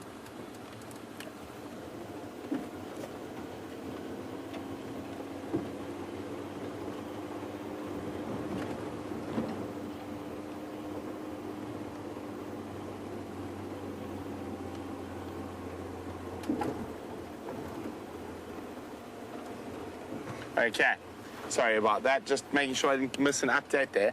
But Sensational was asking if a leopard's a leopard, what is a panther? Sorry about that, they're being very, very noisy.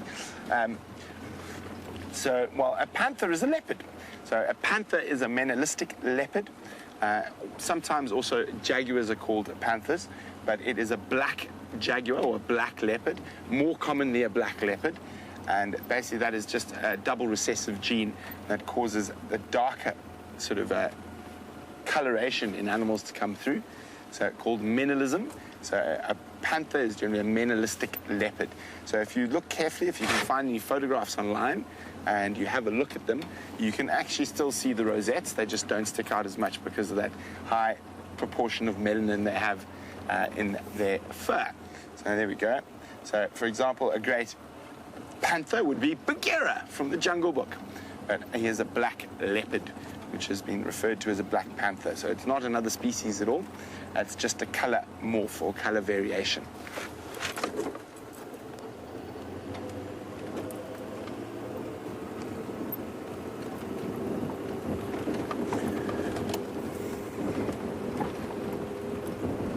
So I'm just going to jump on to the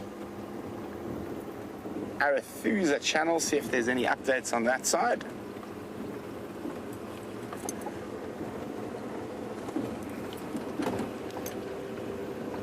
Afternoon stations in the west, Brent from the north, any updates for Safari and Dow?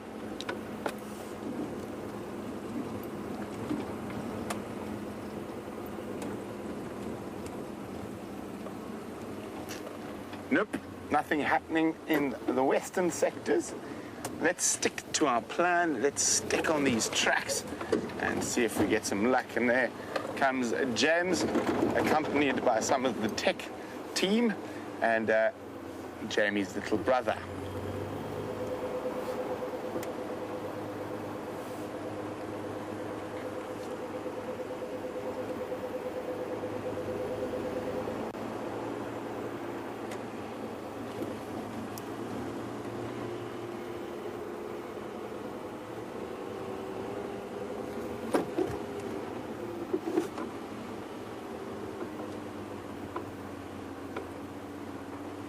Sorry, I was just listening again.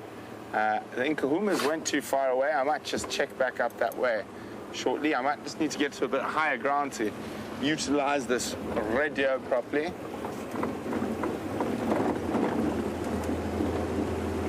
Okay, so while we try deal with these radio comms, let's jump back on with Jamie. We've arrived at Sydney's Dam, just to have a look and see what's happening here, or if there's any sign of maybe the Nkuhumas deciding to wander back in this direction. Or you never know. Last time I spent some time here, there was a pack of wild dogs that suddenly, miraculously, came racing over the back of the dam wall. One can but hope. At the moment, however, there's just a hippo, and it looks like just one lone hippo, a large bull, and some waterbuck, our sort of standard waterbuck herd that we see around Sydney's Dam whenever we come here. They've got lots and lots of little youngsters with them. Look at them all clustered there. They're the babies at the back. This seems to be their favorite corner. 1, 2, 3, 4, 5, 6, 7, 8, 9, 10, 11, 12, 13. That looks about right. Definitely one of the largest waterbuck herds out here. You can see the two big males in the center of your screen there. He turned his head. The emblem of the Sabi Sands Game Reserve. The silhouette of a waterbuck, a male waterbuck.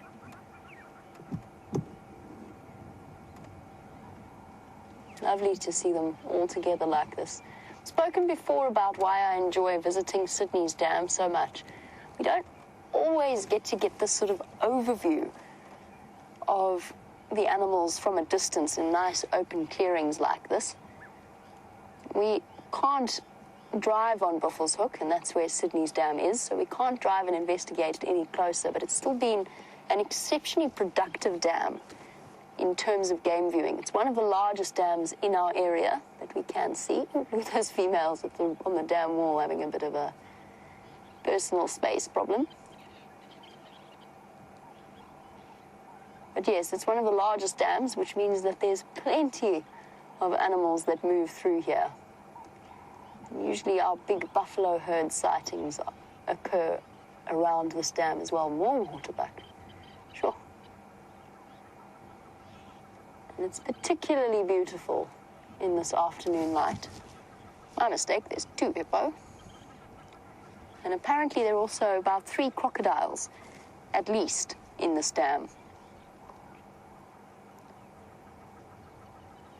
It also gives us a good opportunity to just stop and listen to the sounds of the bush.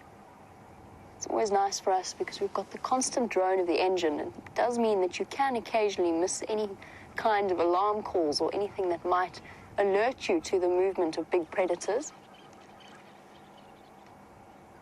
It's always a good idea to stop and just allow time for listening. The last time I went out on tracking team with Steph, we stopped to listen at Sydney's dam, and Karula came striding past right in front of the car. We had no idea she was there.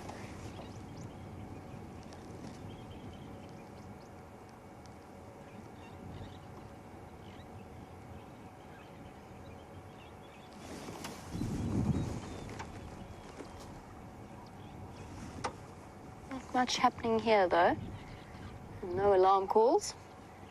We'll do a loop around Sandy Patch and then up towards Aubrey's Road.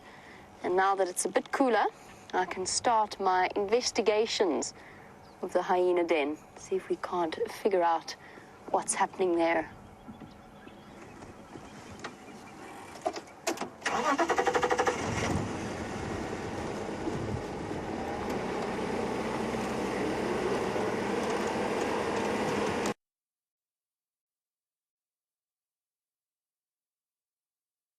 Speaking about our hyenas, Josh in Washington, Josh was wondering, would it be difficult to move a hyena den with the various cubs of the different ages all in tow? I will say, Josh, that it must be a highly entertaining thing to witness, because those cubs are now, I actually almost feel as though it would have been easier when they were a bit younger, because although they are far more mobile at the moment, at this age, they are far more mobile, which means that they have to keep a really strict control over them, because it's a dangerous thing, moving cubs a large distance away without any safe bolt holes to disappear into. We've seen it with Madam, the matriarch, and her cubs. We had a sighting with them a couple of days ago where the cubs were getting so brave, they just kept moving further and further away from the den, and she was getting so cross with them.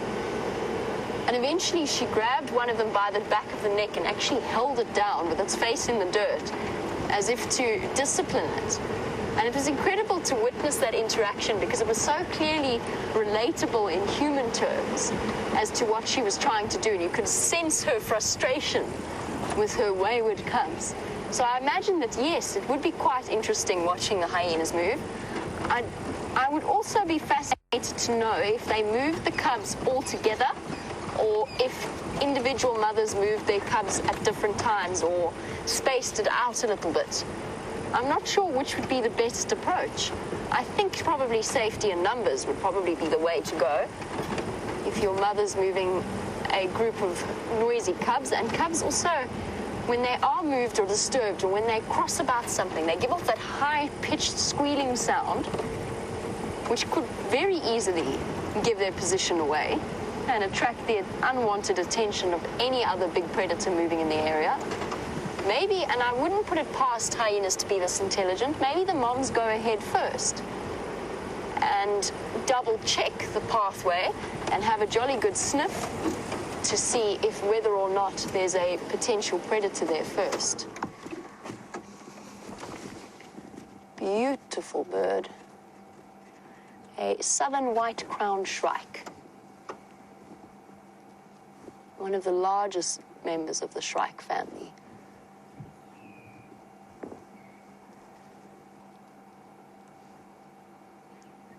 Stunning in this afternoon light. James just trying to get hold of me. Standing by. What is your route from Sydney's Dangween? I will be taking Sandy Patch and then north on Aubrey's. See if I can't find the hyenas. Okay, got it. Keeping a very sharp eye out for potential insect prey. From the west, tracks and corners heading east to the east of Sibombili down. I don't know it's managed to relocate yet. I'm still a little bit far from our boundary. That's just an update. Franklin demonstrating their usual good timing in terms of whenever I'm mid-sentence. They seem to always manage, or I always manage to talk when the Franklins want to talk. It is, of course, their home, so it's me who's interrupting them and not the other way around. Oh, now you choose to go silent. It's amazing when you get that screeching contact call, how it is, there you go, echoed by all the other crested Franklin in the area. It's like a very noisy marketplace with them shouting across the roads to each other. I'd love to know what they're saying, because it's not as though they then immediately race to go and meet up with the other Franklin. It's just a sort of a general announcement. Oh. I can't help it. I always find them hugely comical birds. I don't know what it is. I think it's that that run across the road. It's that funny little sprint. We saw a couple of them the other day with the mating Birmingham boy and Kahuma lioness, and these Franklin emerged out of the bushes and didn't spot the lion until they were basically on top of it. And the panic in that run as they sprinted past was absolutely hilarious. I was distracted by the Franklin shouting, but I was going to chat a little bit about birds and their eyesight. Did you sneak? Was there a sneaky appearance there? There was a sneaky appearance. Well done, Brian. Sorry, they're all shouting now. But yes, this is the first time actually that I've been out with Brian on drive. He is back from leave and Thumb will be making appearances once again. Who knows from one day to the next what the Thumb which character the Thumb might decide to dress up as this time.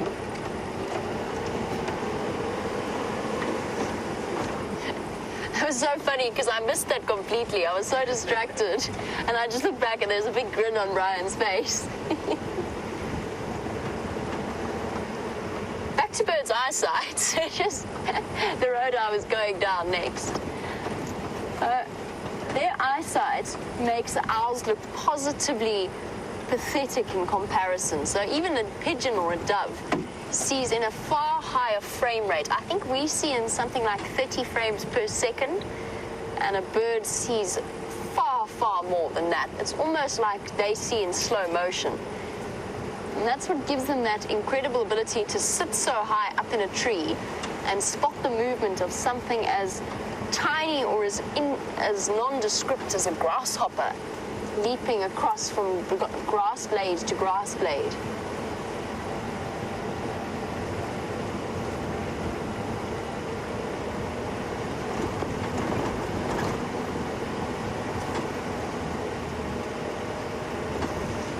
Still looking for this plant. Now that I've mentioned Bushman's grape, I can't seem to find one of them.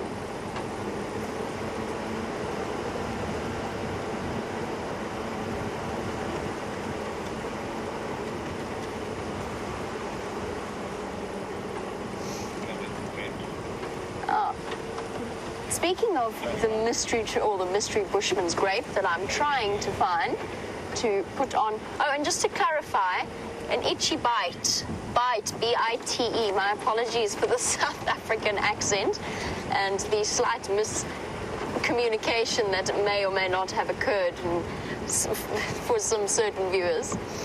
But Debbie, you were wondering if there's any trees, on the subject of trees, any trees that break down protein. And I'm just trying to think.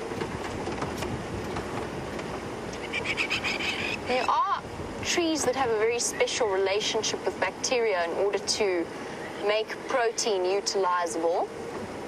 So, there we go.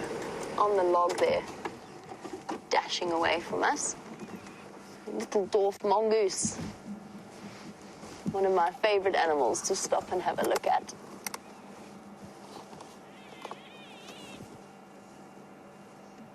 Unfortunately, it seems as though Brent has managed to make off with the medicinal tree book. While I'm trying to think of the answer to Debbie's question. I'll get back to you, Debbie. I'm just trying to think of any particular examples.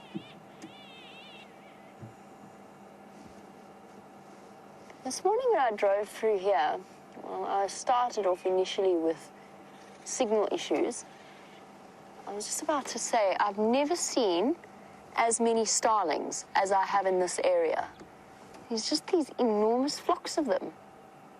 It's something that you see regularly in Kruger. Awesome, well done, Brian.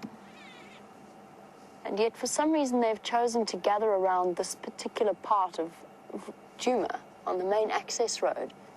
And I must have seen a flock of about 50, which is unusual. You sort of see starlings in groups of 2s or 3s, not in massive flocks. I'm uncertain what has caused that, or why they're all together in this area. There must be a certain type of food that they're all enjoying. Our dwarf mongoose have now disappeared, it seems. They've gone to ground.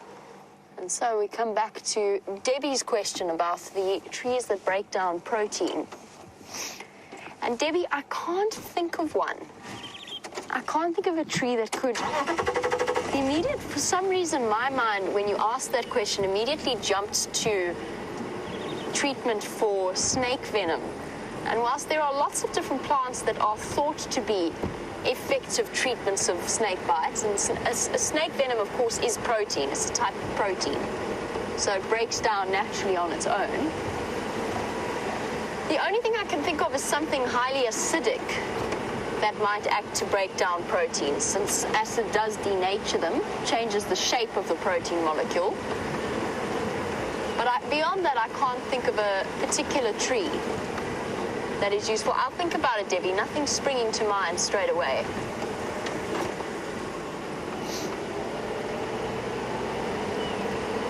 And while I think about that, Brent has got something far larger than the dwarf mongoose we were just looking at, so let's have a look.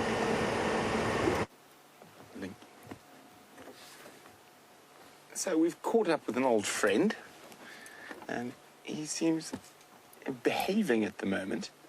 Now, this is the hole-in-the-ear elephant, who we had to teach some lessons a few weeks ago.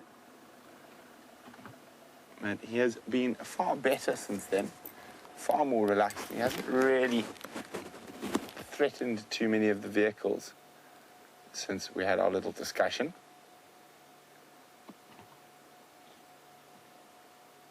I'm trying to see if he's still in must. I haven't been able to see yet, but I did see that yes, he's still very much in must.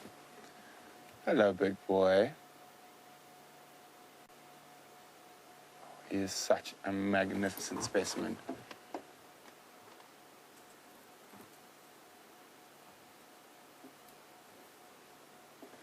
Now, you can see the dripping from the penile sheath. Sure sign he's in must. Where we're sitting at the moment, we can't smell the musty odor of a big Eddie bull.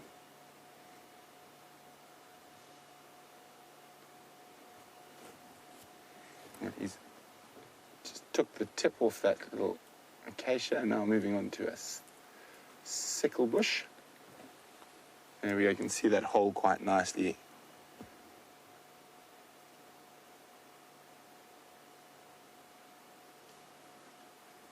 if he does start trying to move too close to us, we will move away, but you can just see his whole general body language and demeanor. He's not coming close to us. He's not actively seeking out the car. He's just slowly moving through, feeding as he goes.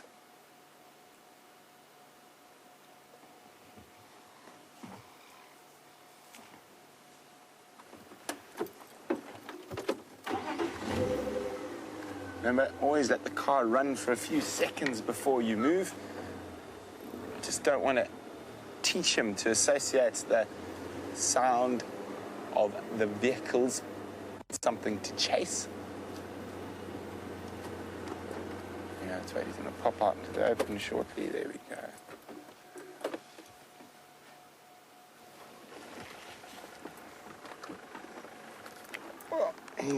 Now, elephants are incredibly large animals.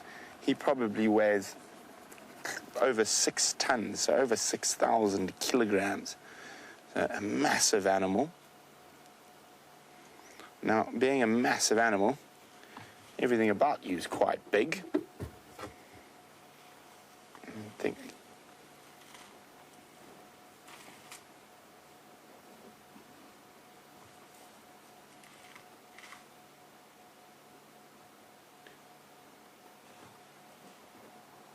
He's feeding off a large fruited bush willow at the moment.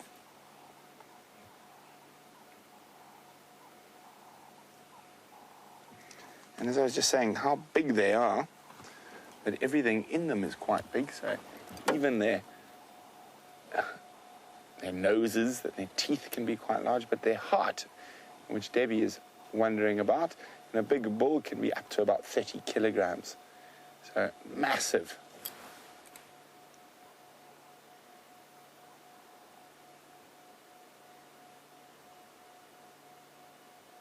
Lovely late afternoon light.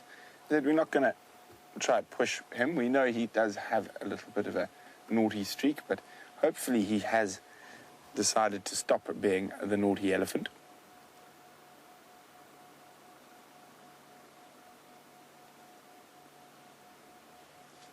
That tail swinging to keep the flies away.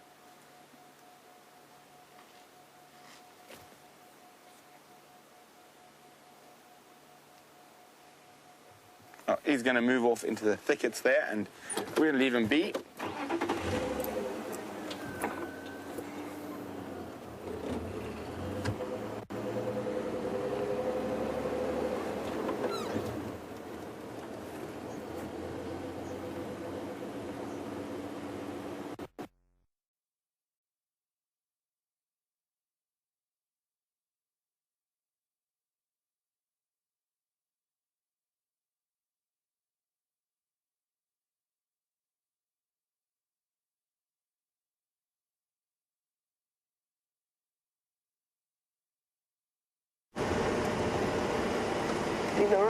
You've arrived on the back of our vehicle at a really good time.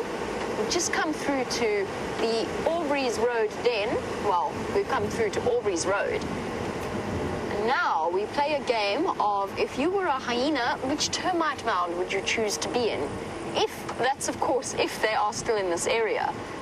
It's a tricky one because I'm noticing for the first time, this is the first time today that I've driven this road, and I'm not seeing any fresh hyena tracks, which is not ideal. As I said, hyenas like to use roads.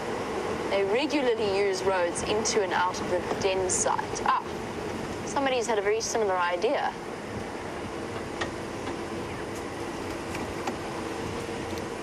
Station on Aubrey's Road for Jamie.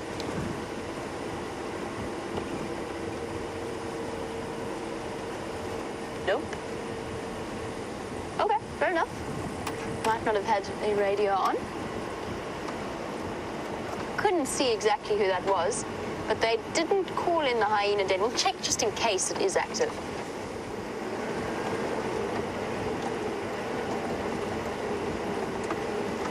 And Amy would like to know, and it's something that always fascinates me, the history of the names of the roads, and in particular, if Aubrey's Road is named for the fellow guide, a guide that works for Juma, or works on Juma, his name is Aubrey. Yes, it is, as far as I know. It is the same Aubrey. I would love to know the exact history, why this particular road, if it was a random choice, or if he specifically found a sighting. You might even find, everybody watch your heads, duck out of the way of the leaves. You might even find that Aubrey made that road. That's also a possibility. Reserves do need to have, or do often add to their road networks. Ingwe Alley is the perfect example. It's one of the roads that's been created and called Ingwe Alley because of all the ingwe, or leopard, sightings that have been there. So a really good question. I'm actually going to ask Aubrey about the history behind that name, find out exactly what it was that caused this particular road to be named for him. Sure. All quiet, very quiet, but there are fresh tracks around this area, as there were the last time I visited. Isn't it like looking at a different den site? I mean, it's incredible, the amount of grass cover, the inflorescences of the grass that have popped up in the last 2 weeks. Look at them all shining in the sun. I'm completely taken aback. I really thought it was just that little bit too late for the grasses to produce their reproductive parts. That's, of course, what these inflorescences are. It's the reproductive part of the plant, releases their pollen, and they fertilized in a completely different way to the very pretty flowers that Brent has been quizzing you on. They're pollinated by wind rather than by insect action. So they don't need to be brightly colored, they just need to be well tufted to release those seeds into the air. So their seed dispersal method is slightly different. Rather than producing fruits like trees, they will have either sticky burrs or sticky seeds that will attach themselves to the fur of the animal. I'm trying to look for a nice example here.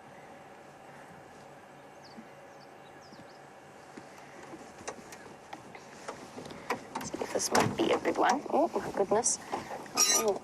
I'm all falling out here.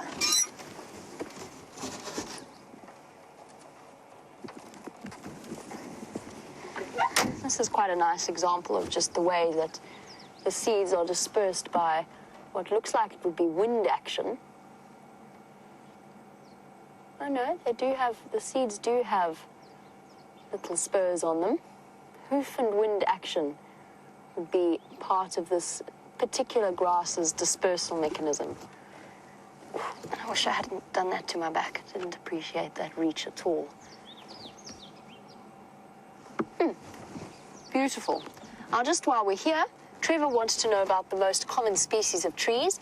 Now, this is the perfect example of one of the most common tree species. It's known as a red bush willow. And actually, if we had to define this particular area, we'd probably define it as mixed bush willow woodland.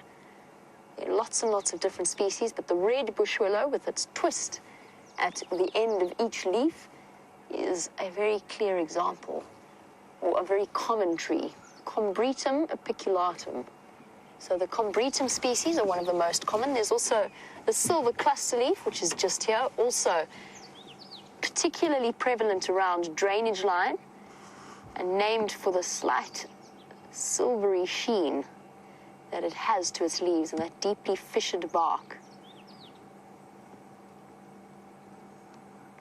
And on these crests, acacias and marula trees, also exceptionally common.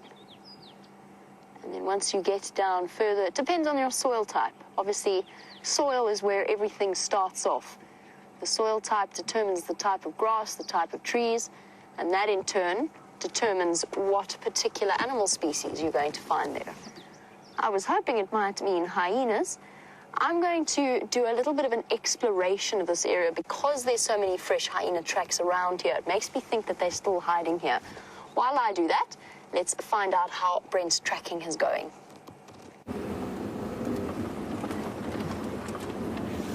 So, VM and I have not given up on the search for a big cat to keep our cat streak going. unfortunately, those leopard trucks we had earlier went south across our traverse area. So what we're going to do is we're going to head way south, and we're going to hope for a little bit of lady luck to be on our side, and we're going to be hoping Karula might be moving back from the south, moving up to the north to hunt, or even better, moving back to the north with a cub or two. Wouldn't that be spectacular? So what is the date today? Today is April Fool's Day, and fortunately no one caught me with any pranks today, but hopefully Karula will not make an April Fool of us, and she will return to be the joker in our pack of cards.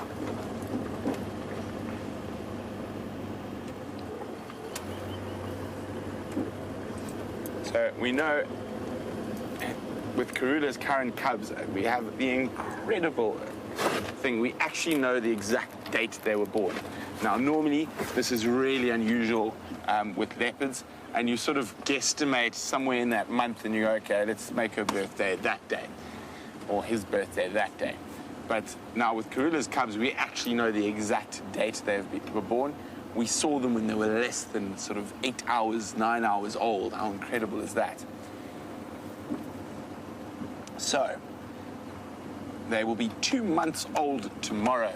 So they have reached that magical age where we will definitely start viewing them, start the acclimatization process to the vehicles. Very exciting. I know all of you guys out there can't wait, neither can I. And it's going to be spectacular to spend some time with some little cubs.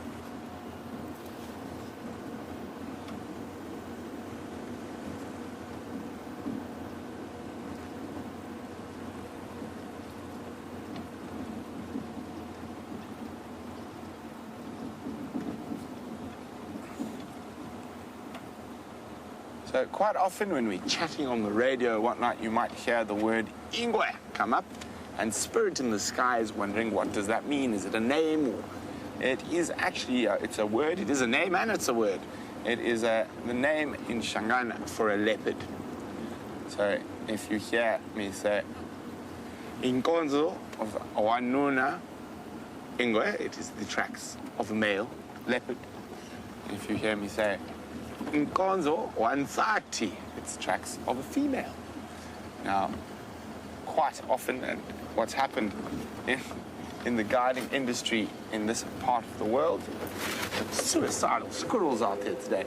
And this is the second one who's tried to leap under our vehicle. And fortunately, we just see them and slow down enough.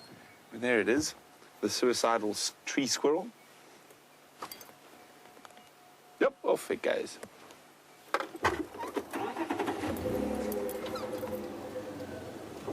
So in the guiding fraternity in this part of the world, a lot of the white guides sometimes struggle a little bit with African languages, and they can be quite difficult. So Zulu is probably one of the more widely spoken African languages in South Africa. So a lot of the words that are used on the radio are actually not correct Shangaan, they are Zulu. And for me, the funniest one is that everyone, and for me, the funniest is that all the black guys know that it's wrong, but it's just been done for so long that it carries on. So you often get people calling in a Madoda ingwe or Mafazi ingwe. Now, it is impossible to have a Madoda ingwe, which basically means male human leopard, or a Mafazi ingwe, which means female human leopard. So the correct Shangaan is Wansat and Wanuna for female and male.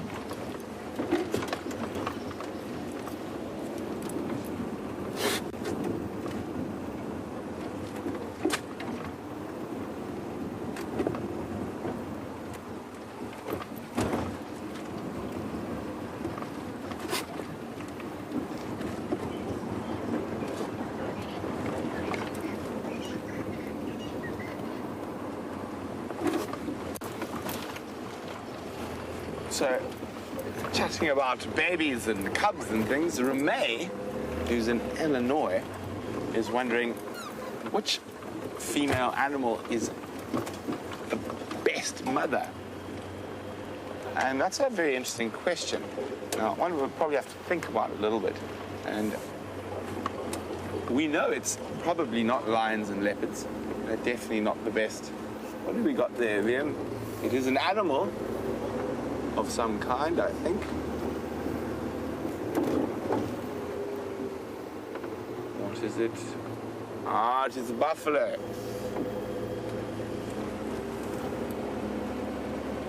But we'll get a bit closer then. So it's quite an interesting question because with most females or mothers, they will happily sacrifice their babies in most cases to save themselves under the sort of guise that they are going to be able to mate again, they'll be able to produce more babies. But if they die, that's the end of their genetic line. Oh, it's a group of buffalo bulls. So moving away from the little drainage lines. Oh, it's Liam's favorite buffalo, the one who has a very silly look on his face. Oh, he's getting a little bit of a wrestle going there. He's got that funny big boss that seems to come over his eyes and gives him a very bemused and befuddled look. Look at that. Now, he definitely does not look like a clever buffalo.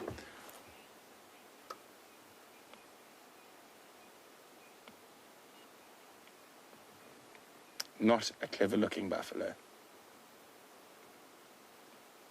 He's also quite a small-bodied buffalo. You can see he's being bullied by the others.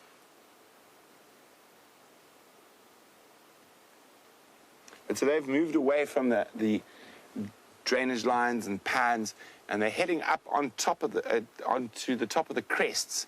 So it's going to be slightly warmer as it cools down up on top here. And let's leave them moving off. They're going to find a nice spot to sit down and sleep off the evening and chew the cud. But well, back to Ramey's question.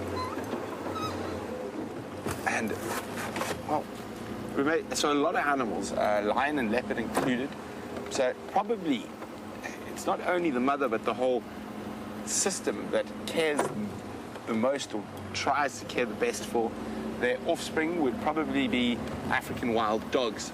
So they're one of the only animals where the pups are higher on the social ranking than the adults, and which makes them quite similar to people, strangely enough, in that regard. Definitely a little bit more smelly than people, or some people at least.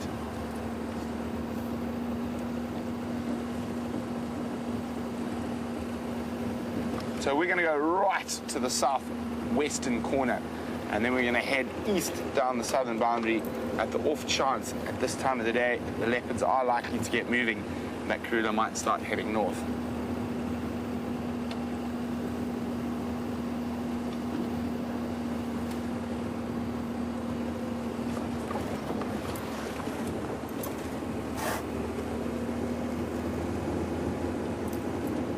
Well, let's go see what Jamie and how a hunt for the hyena den is going. And we're going to speed off to get to that spot where I want to start checking for Karula's tracks.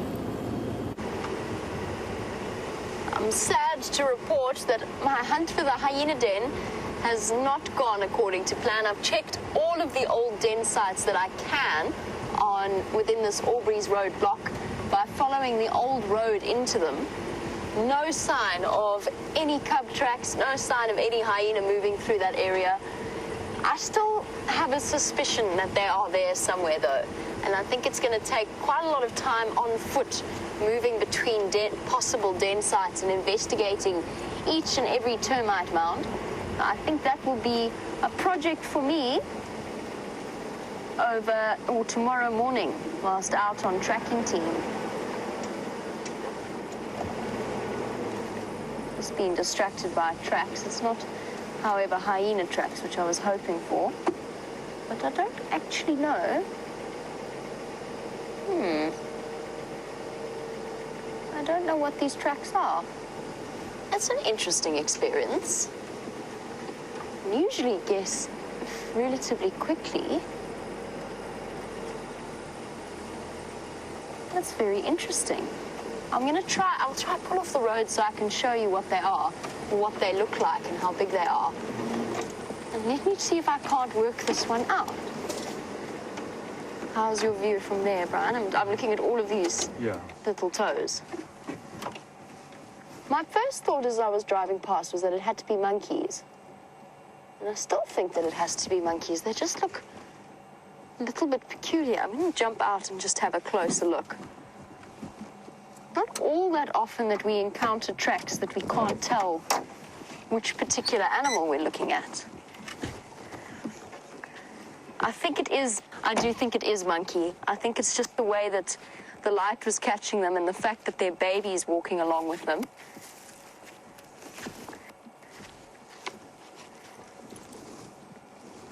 So vervet monkey tracks. Sorry, just listening to elephants far away. Vervet monkey tracks are like little hands, but so you can see we might be able to see the tiny, tiny little toes over here. And then the back of the track is quite sharp. It almost forms a V shape. It's much more narrow at the back than our hands, for example, would be. And that is in complete contrast to a baboon track, which is obviously the only other similar primate-like track that you would find on the ground like this. Their tracks really do look like human hands, slightly more squat, but you can see all 5 fingers, and they've got a very square back to the shape of the track.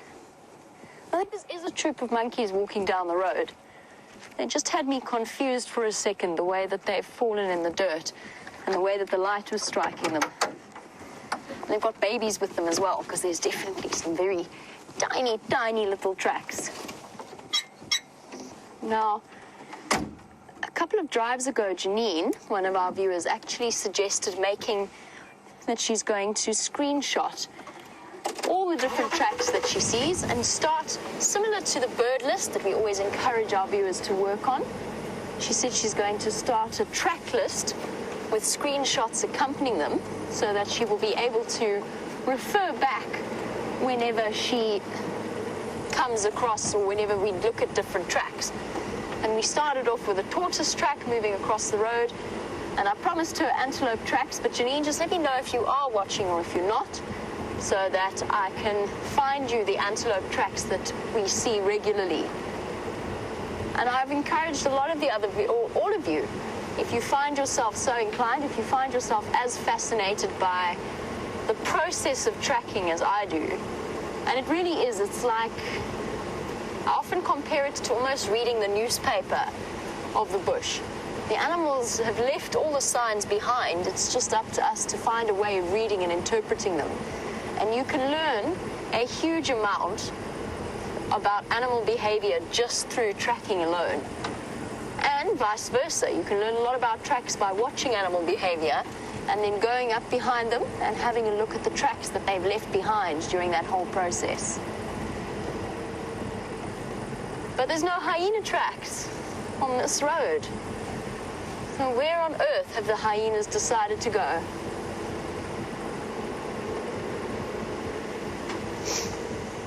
Now, speaking a bit about the monkey tracks and then the possible differences or the differences with baboon tracks, Red was wondering if there are any baboons around the area. Interestingly enough, there has been a troop that Brent and myself spent some time following the tracks of a couple of days ago. We hardly ever see baboons here at the moment, and I think that's largely due to the drought that we've experienced. They've moved further towards the larger river systems, place where they can have better access to fruit and the trees are in slightly better condition. So Red, we haven't seen any. I personally haven't managed to get any on our live shows since we started. They occasionally make an appearance at the Djuma Dam and therefore on the Djuma Dam camera. And I know that there was a troop of baboons that were very regularly seen by viewers watching a couple of years ago.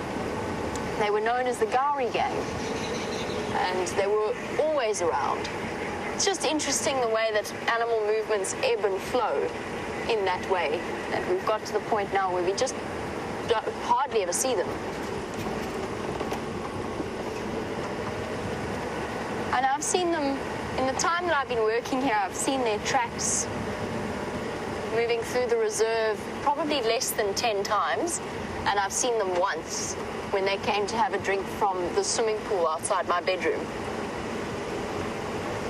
Those are the only times I've seen baboons. But yet they are here. They naturally occur here. Went to visit some friends across at Simbabili a couple of nights ago, and I heard the baboons calling from the trees around their dam. But they are about. They just haven't made it across to Djuma yet. Or they have decided not to be around Djuma at the moment.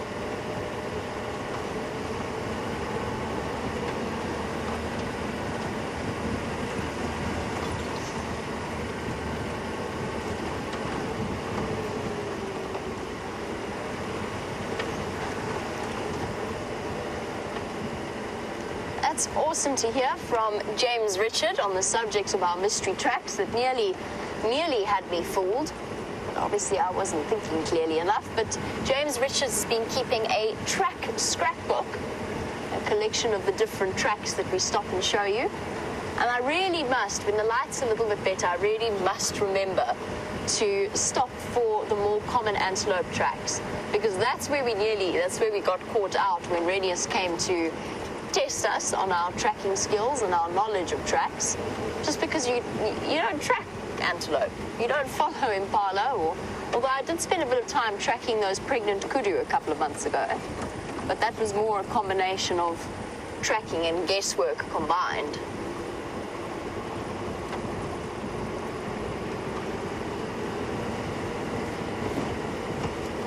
I think I could probably dispose of the hat now. I must say, we've had some of the most glorious evenings since I've started working here. I don't know if it's because of the rain and the green, the sky, the scent has just taken on that proper African summer scent. And the skies have got this deep purplish color as the sun starts to go down.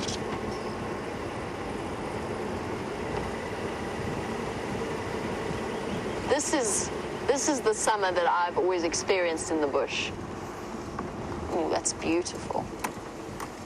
I'm going to stop here.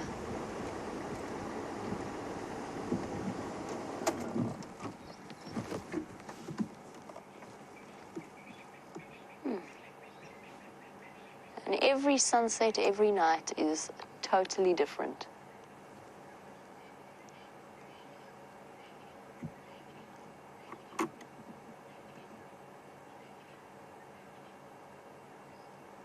Very, very atmospheric. With the company of the giant marula trees. Going back to Trevor's question about the most common tree species, lots and lots of these marulas around this particular area. Giants of the tree world, or some, not quite giants, medium giants of the tree world. Definitely some of the most beautiful.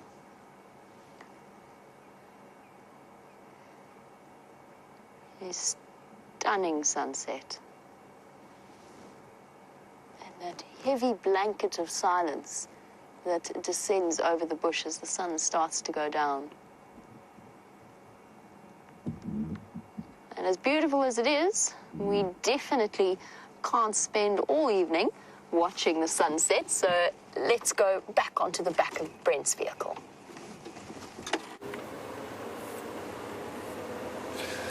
So we're on the patrol for tracks of Karula. Liam and I have been inching down this southern boundary, and so far, I'm afraid, I'm not the bearer of good news. Well, the nice thing about the end of a streak is you get to start another one tomorrow.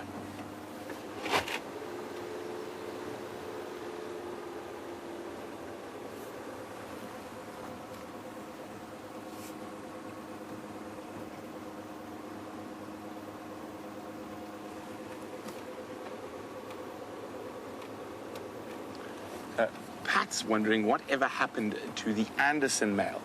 Well, Pat, he's fine as far as I know. He seems to be shifting his territory more to the south, towards the Sand River, which is what's to be expected of a big dominant male. The best territories in the Sabi Sands are along the Sand and Sabi River. So that is why he is slowly moving further to the south. It seems spending less and less time up here in the north. It is a beautiful evening, even though we haven't found a leopard just yet. The game drive is not over. Till the final lady in final control sings.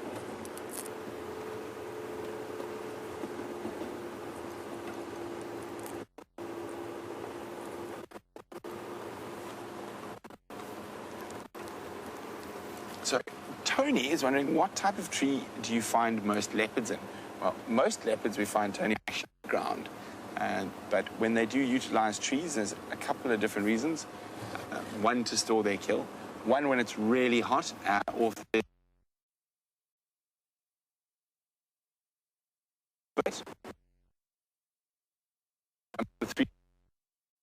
other dangers. But I'd say in this part of the world, the most common tree to find a leopard in is a marula tree.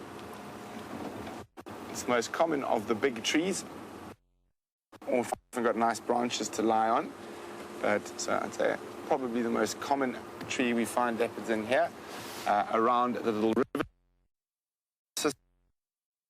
Very common, or African ebony, and a name for it, is a tree we'd commonly find leopards in. But I've seen leopards in all types of trees, and it all just depends on which is the closest and most convenient. So I keep sort of looking over my shoulder, wondering if Karula's going to pop out behind us just to spite me. But so far, not yet. Vim, what do you think we do? We drive and then we do one more trip up here in case she's still on her way. I don't know what else to suggest. Yeah, there we go. Javim hunting. She does in this northern area to hunt while keeping the cubs to the south. So there is a good chance she might pop across any time from now, and obviously it's quite a long stretch of, so haven't quite decided yet. We'll wait till we get down to the end. If we don't find each other, we might just do another drive up the southern boundary.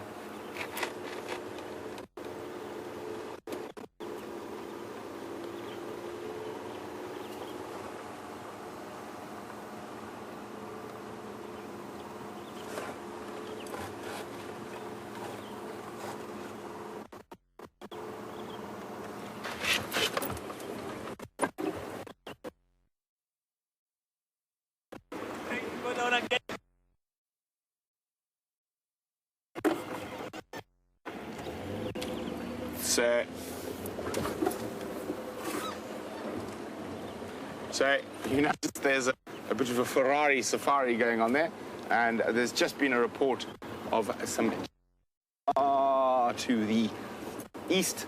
Those guys are trying to get looking for our leopard tracks. They are rushing off to try to see the cheetah before it gets too dark. Make sure there's no one else coming down at a rate of knots behind us.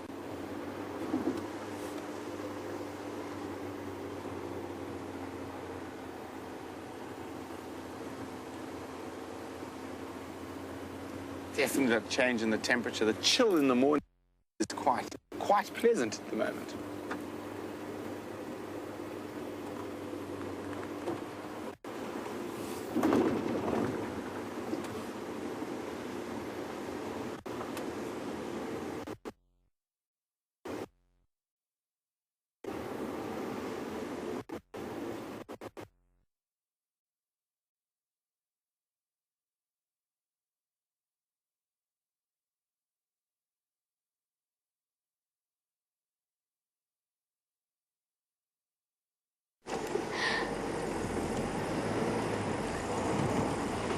As Brent continues his search, unfortunately, it seems as though his signal just keeps coming and going.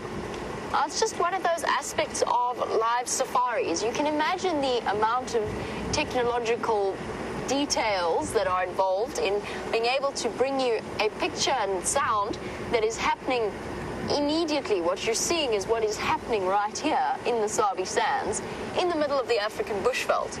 And the process is all exceptionally complicated, and I've got no idea how it works. But inevitably, because it is live, things just go wrong every now and again. And we found that our viewers are incredibly understanding in that regard. I know I said that we can't stop the whole time for the sunset and that we just have to move on, or that we should keep moving on, but I must say it's changed now again. And those wispy clouds.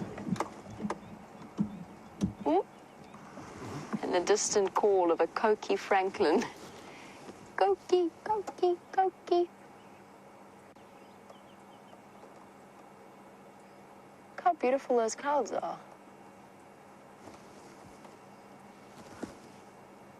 Streaked. I could only describe them as streaky.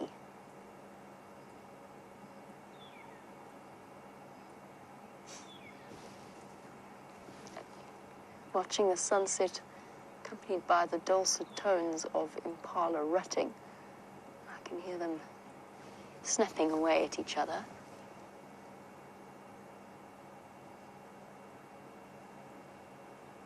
Almost looks like ink sort of running through water, those clouds, if you know what I mean.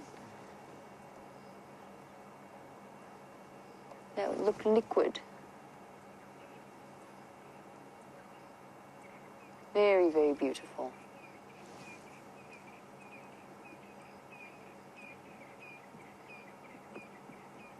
Almost definitely time for us to move on. I want to try and check the hyena den around Philemon's cut line, just in case. You never know. They might have decided to move across in that direction, and since we're losing light, I want to do that sooner rather than later. Luckily, we're right here at Philemon's dip.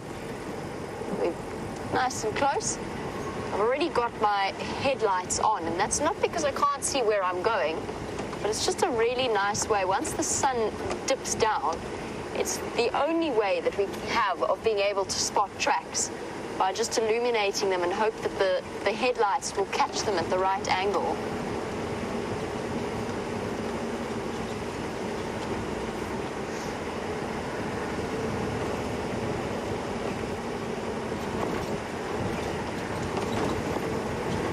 I have seen lots and lots of hyena tracks around, fly to the eye, around Philemon's dip and around Philemon's cut line first thing every morning.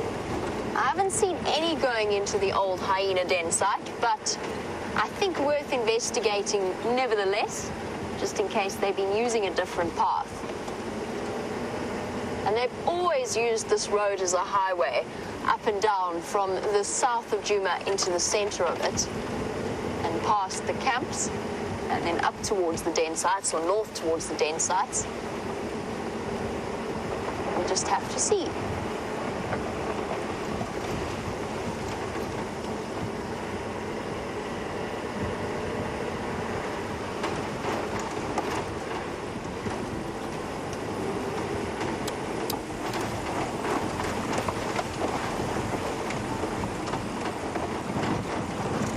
And that construction that you might have saw briefly there out of the corner of your eye is the Philemon's Dip pump house. So for those of you wondering sort of about the amenities and the way that the various resources are provided in the bush, that is a borehole pump. In this case, it is solar paneled.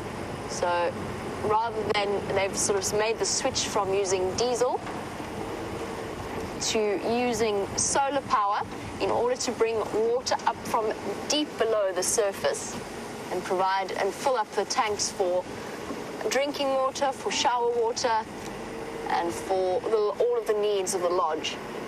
It's one of the most, it's interesting because in this particular area, we actually drink filtered water. We have to filter the water before, we don't have to, but it's very, very, very high in lime content. And we also, even for the vehicles, when we put water into the radiator, we have to use water that has been filtered first, because otherwise the amount of calcium that builds up, the lime that builds up, ends up clogging the cooling system of the vehicles. It gives it an almost salty taste. I'm checking for tracks. I'm really just keeping my fingers crossed that this is where they've decided to come, but I don't see any evidence of it, unfortunately. But you never know. Maybe I'm mistaken. Maybe they are here.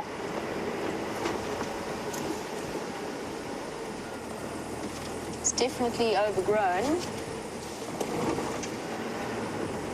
Now, this tent site looks completely different to when I first started working here last year, June, when this was the very first active hyena den I ever visited on Juma, back when a little cub called June and Bella and the twins were still young. And that was before the elephants did some landscaping work to this den. It had a huge marula tree growing out of it that is now being pushed over and has died.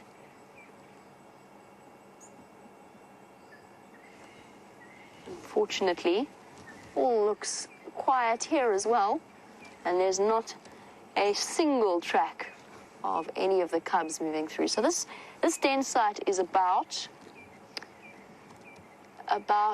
2 odd kilometers away from the Aubrey's Road den site in a straight line. Miss Lynn was wondering a bit about that. She was wondering how far will a hyena move, or will hyena move their cubs from den site to den site? And the answer is they will move quite far. So the last time they moved from Philemon's Cutline Den, which is where we are here, they moved across to Gallagher Shortcut. That's a distance of about 1.5 kilometers. What's that, 3/4 of a mile? Or just over 3/4 of a mile? But they can move the cubs, even at a very young age, they can move them quite far distances, probably between a maximum of about 2 miles that they will cover in moving. And they'll just decide whether or which particular den site is suitable, and I'd love to know how they decide.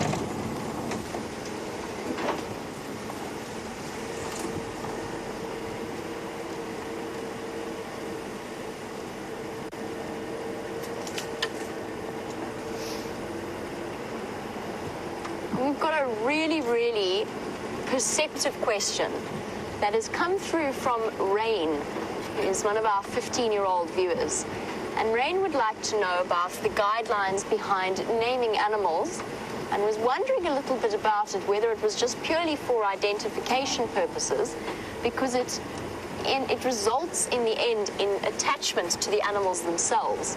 And Rain, that's a really, really good question. So yes, we name the animals that we see on a regular basis. It's actually not tradition in the safari industry to name hyenas. That's something that we've started doing because, and it makes total sense to me, they're as much characters as Karula, for example, or the Nkuhuma lionesses, for example. Tradition in the safari industry is that individual leopards are named, not necessarily, sometimes it's names that reflect, watch heads, it's names that reflect personality. Sometimes it just reflects the area that they're commonly seen in. Lion prides are not generally named individually.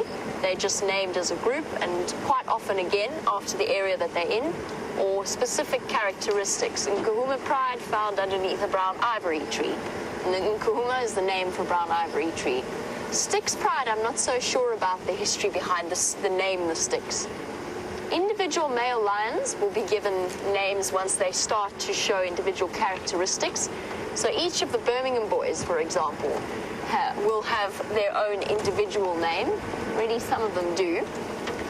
And hyena cubs, well, the hyenas is something that we've started doing at WildEarth, and to me it makes as much sense as naming anything else. And it was impossible for us to keep track, by saying, remember that set of cubs from last year, June, that we watched at the Philemon's Cutline Den?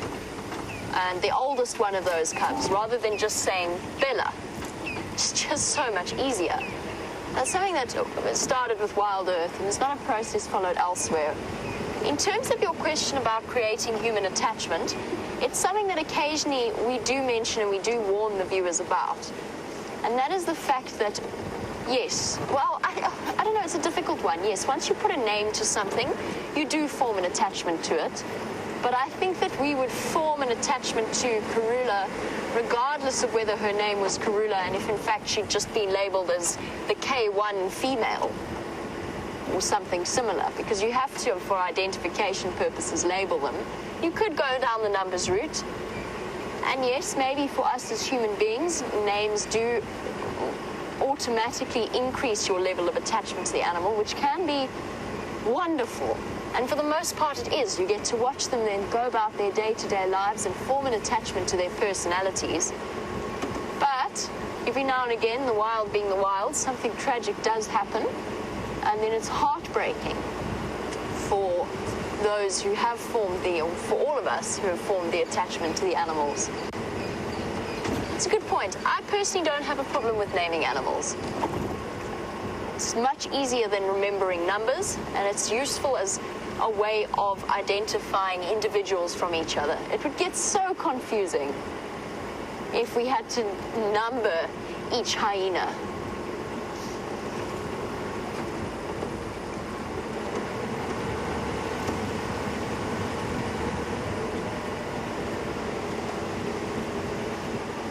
And of course, we've all got the exciting prospect over the next year or so of adding and getting to know a whole bunch of new animal characters to our story between lion cubs and leopard cubs. Definitely exciting times lying ahead.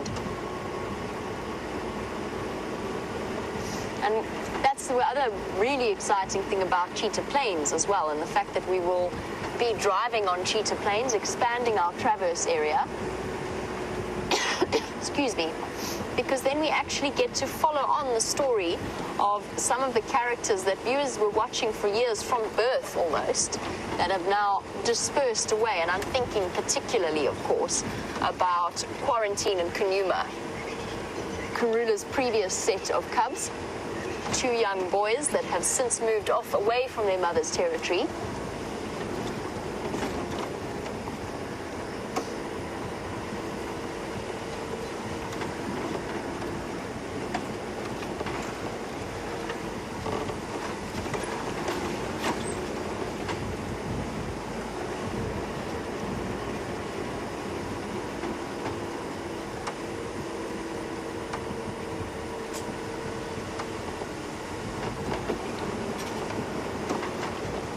I'm still thinking about Rain's question and naming of animals and the attachment that we form to them.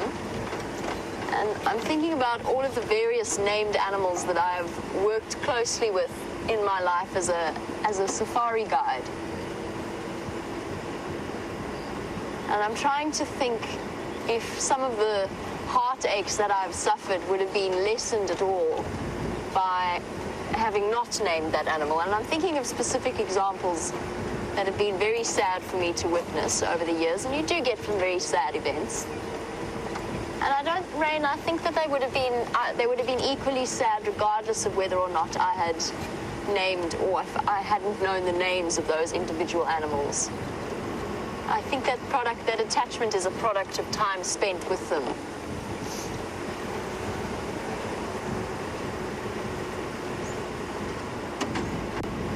To go and investigate the drainage line system, having just spoken a bit about Karula.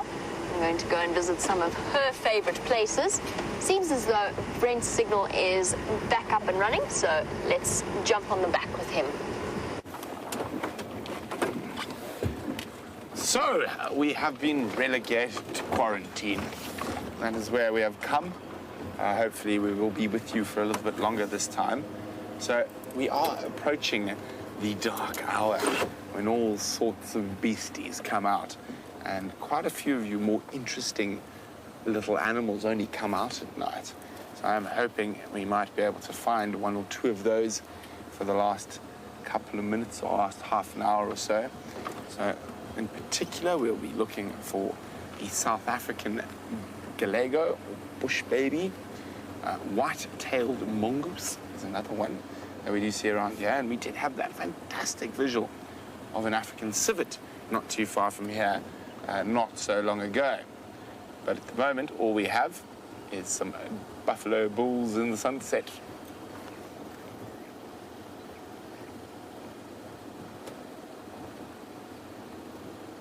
Moving away from the Juma Dam, they're going to be heading up towards the high ground to have a nice warm spot for the evening.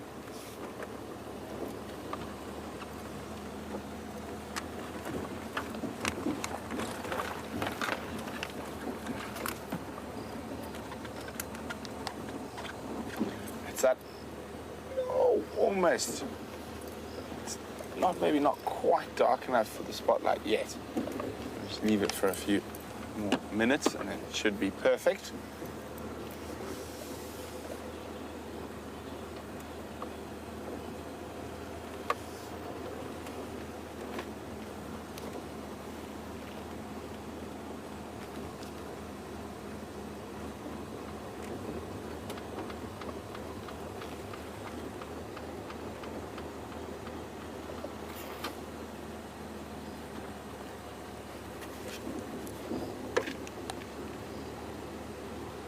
Just checking. The other thing we might find out here is scops owls, or eagle owls, or even the little pearl spotteds. I think I have lost communication.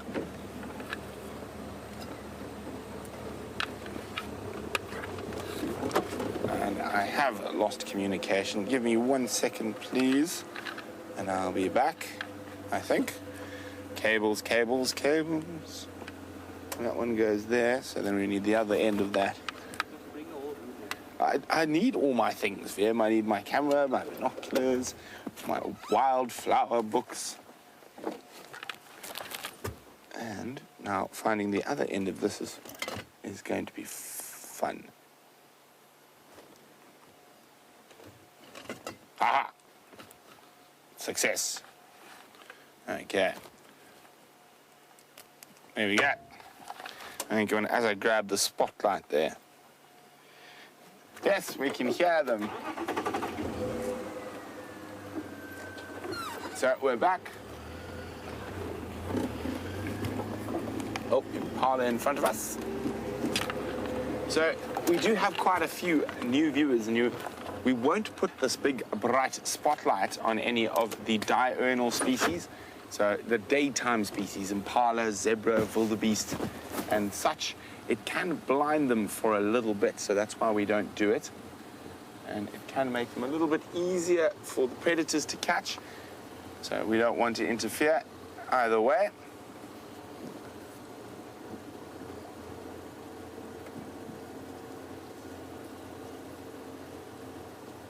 Oh, Vim, look at that, look at that, look at that, look at that. That is the shot, Vim. Oh, let's try and get it. There we go. I think, oh no, you silly elephant, you put your trunk down. But look at that, those two little bulls we started with, giving us some exceptional silhouettes on quarantine.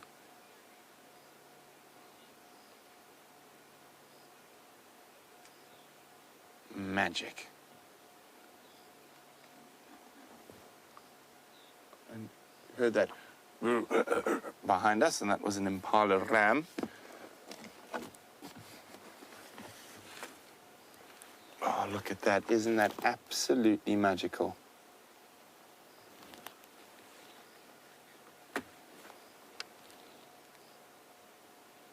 Well, it seems like they've got an extra friend from when we were with them earlier. There were only two when we had them. There's a third now.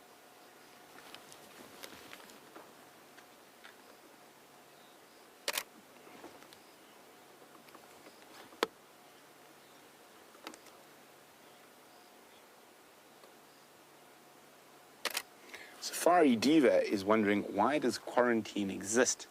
Now, quarantine, back in the sort of 50s, was an area where they used to keep cattle. It was a quarantine zone for cattle. So they cleared off a lot of the bush, and it stayed open since then. So when they tried to use this area as a cattle farm, it didn't work so well for them, though. But that's how quarantine exists and how it got its name.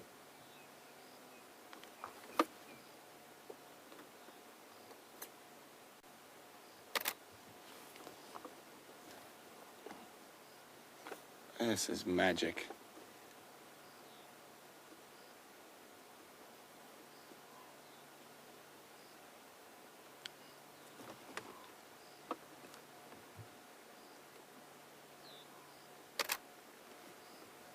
Looks like there's a little breeding herd that's joined these two bulls, and some of them will come into shot shortly. Oh, fantastic view.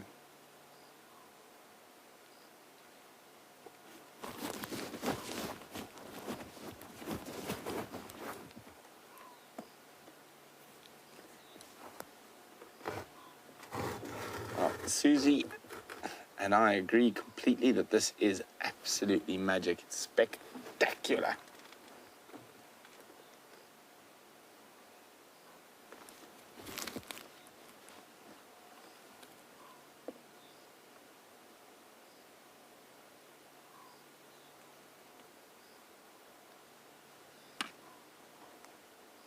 Just going to sit quietly here and enjoy it. We've got about 60 Impala behind us. A lovely little herd of elephants in front of us.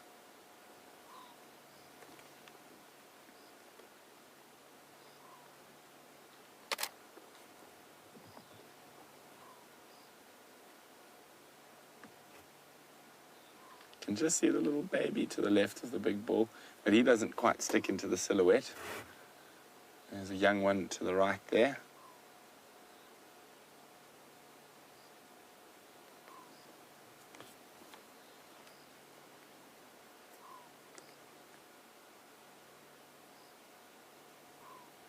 You see those ears flapping to cool down.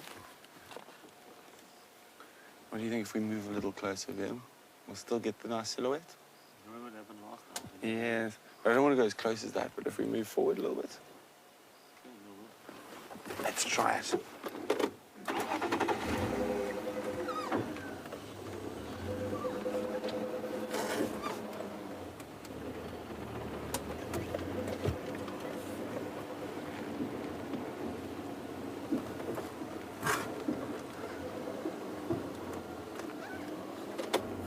You think back was better? Back was better. Okay.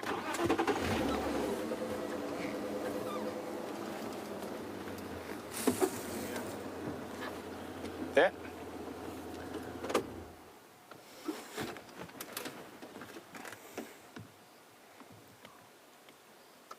Beautiful sky. Beautiful elephants.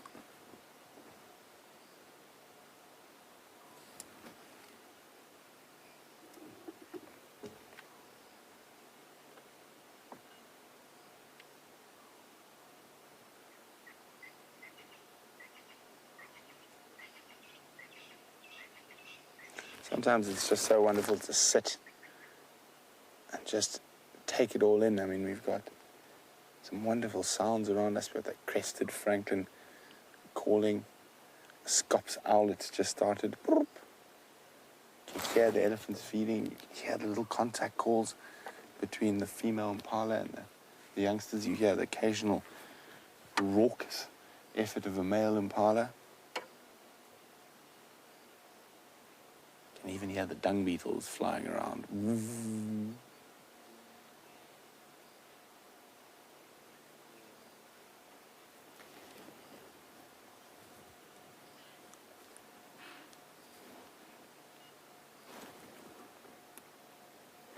So, Spirit in the Sky says, just beautiful. I wish we had smell-o-vision so we could experience the scents around here. Well, at the moment, there's a very sort of predominant smell of elephants, and or elephant dung in particular. No, it's just being silly Impala. We just heard that snort. I wanted to see if I could see the reactions of the others. And no, they're fine. It's just one snorting away there.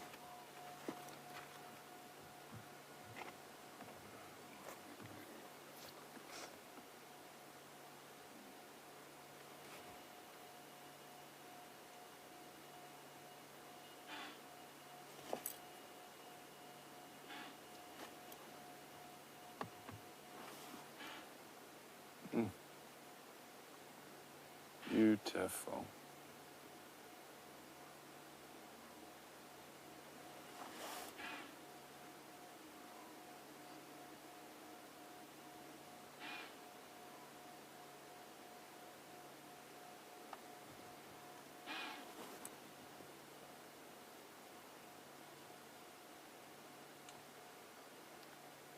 This is the problem sometimes with the rutting season. It's that the amount of snorts and stuff, you could get excited thinking you've heard an alarm call, but alas, that is not an impala alarming at something. I think that's an impala just snorting for the sake of it.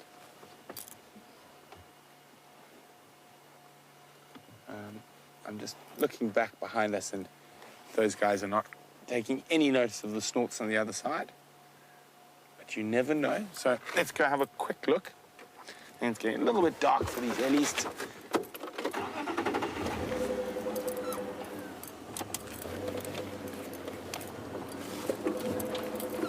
Well, while we go see what's on the other side of quarantine clearings, or more impala, let's jump back with Jamie and see what she's up to. This is one of my absolute favorite times to be out in the bush. I think my favorite time to be out is first thing in the morning, just before the sun starts to rise. But this time of day comes in at a very close second. The excitement of all of the different nocturnal species that we can see, I always find incredibly appealing. Just the knowledge that a white-tailed mongoose could pop out in the road just like it did the other day. We actually had two pop out in the road in the middle of the day. Or a serval or something similar. I don't know, I just find that prospect so appealing. And animals that we see even less than we would see even less than we see leopards, for example. And I think that's why I find it so incredibly exciting. My aim is to manage to get a porcupine on camera. I still haven't even seen one since I've arrived on Djuma. And I would very much like to. I've seen their tracks. I don't know what it is that I haven't seen that many around.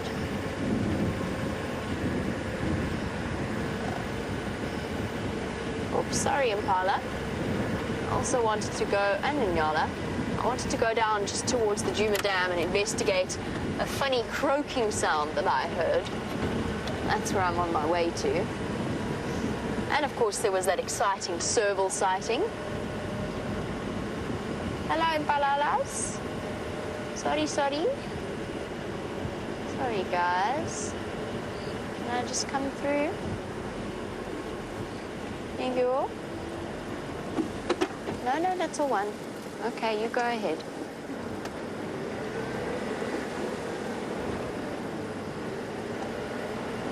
Shame. Must be a scary thing settling down for the night if you're an impala. Although tonight's a nice light night, there's going to be plenty of light about. There's no clouds, there's no wind, so they won't have to be too stressed about being hunted. Or at least they might have a slightly better chance of spotting anything that will come through. What was that? Oh yes, I was talking about the serval sighting that we had. I wouldn't mind an aardvark sighting. There's just so many exciting nocturnal animals in the months ahead. And of course, winter, this time of year, we're not quite in winter, but winter is the perfect time of year to start spotting those animals that we don't always get to see. I wonder what our averages of leopards compared to serval. That serval was the first one I've seen. Brian, how many serval have you seen while you've been here? I think two. Two. And Brian has been here a considerably longer time than I have. Those sorts of sightings are exceptionally exciting for all of us. We find we get unbelievably, possibly even high-pitched while we do see that. However, the Djuma pan is quiet, there's not much around here, and we've come now to the end of our sunset safari. A big thank you to Brian for his fantastic camera work as always, and his company on the back of the vehicle, as well as to Kirsty and Rebecca in final control. Most importantly, thank you to all of you, the viewers, for joining us and sending through your questions and comments. And we will catch up with you tomorrow morning for the sunrise safari. Have a wonderful day wherever you are in the world, and I'm going to send you back across to Brent for the last few moments. So unfortunately, none of those little critters I was after on the quarantine clearings. I am just still checking for a bush baby to end. Quite often find them in this area. But how wonderful were those elephants in the sunset. So unfortunately, it does look like our cat streak is over. So we're gonna have to pick up again, start fresh, and try to break the record run from last year of 28 days of big cats. I think we can do it. What do you think, Vim? Maybe. It was a good run.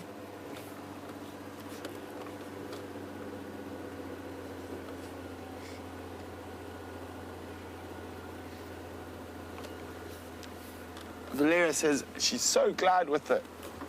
Oh, it's a bushbuck. Oh, I thought it was something a bit more interesting for a second there. Oh, a young male Impala, actually. Valeria says she's so happy with the time changes, we still get a bit of a night drive.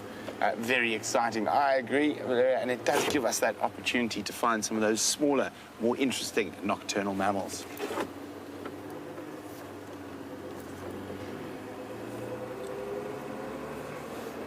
So there's just a few short moments left of tonight's sunset safari. So I'm going to scoot back towards those ellies. We didn't find anything else on the opposite side, and I do think that Impala was just making noise for the sake of it. Oh, but you'll have a look at this mountain of eyes and stuff in front of us here. I'm just going to do this. I don't know if you guys can see the eyes shining back, but massive herd of Impala moving on to the safety of quarantine for the night.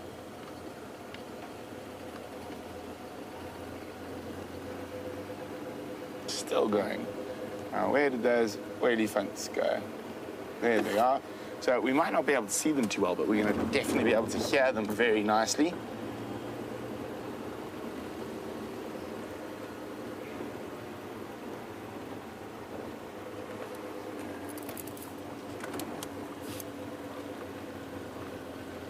Oh, where you guys going?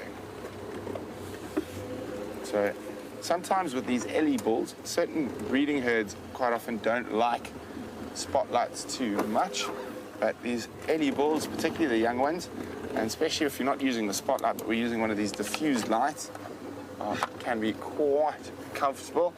And there's the gentleman who we started, sorry boy, we started the sunset safari with, so only fitting we ended with him, and he's been making short work of this marula tree. Oh, listen to that, wildebeest. Doing, doing.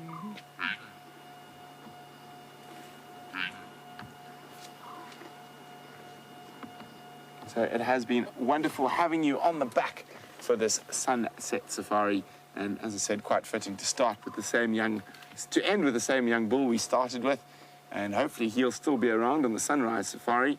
But alas, an end of our cat streak, 8 days on the trot, not a bad effort. We're going to have to work a bit harder to break that 28-day streak we had last year. But wonderful, there's still lots of eddies around. And fingers crossed that Queen Karula brings her cubs back tomorrow. Very good chance the Nkuhumas might be back on Djuma tomorrow from their general direction. And with Mr. Tingana chasing leopards all over the place, who knows? Maybe he'll make an appearance as well. And we're going into the winter months, so remember, the drives are half an hour later than they were. But a big thank you for joining us, and a big thank you to everyone involved, our tech team who are trying to sort out our problems, cameraman in final control. But from us and the Eddie, bon nuit, and see you in the morning.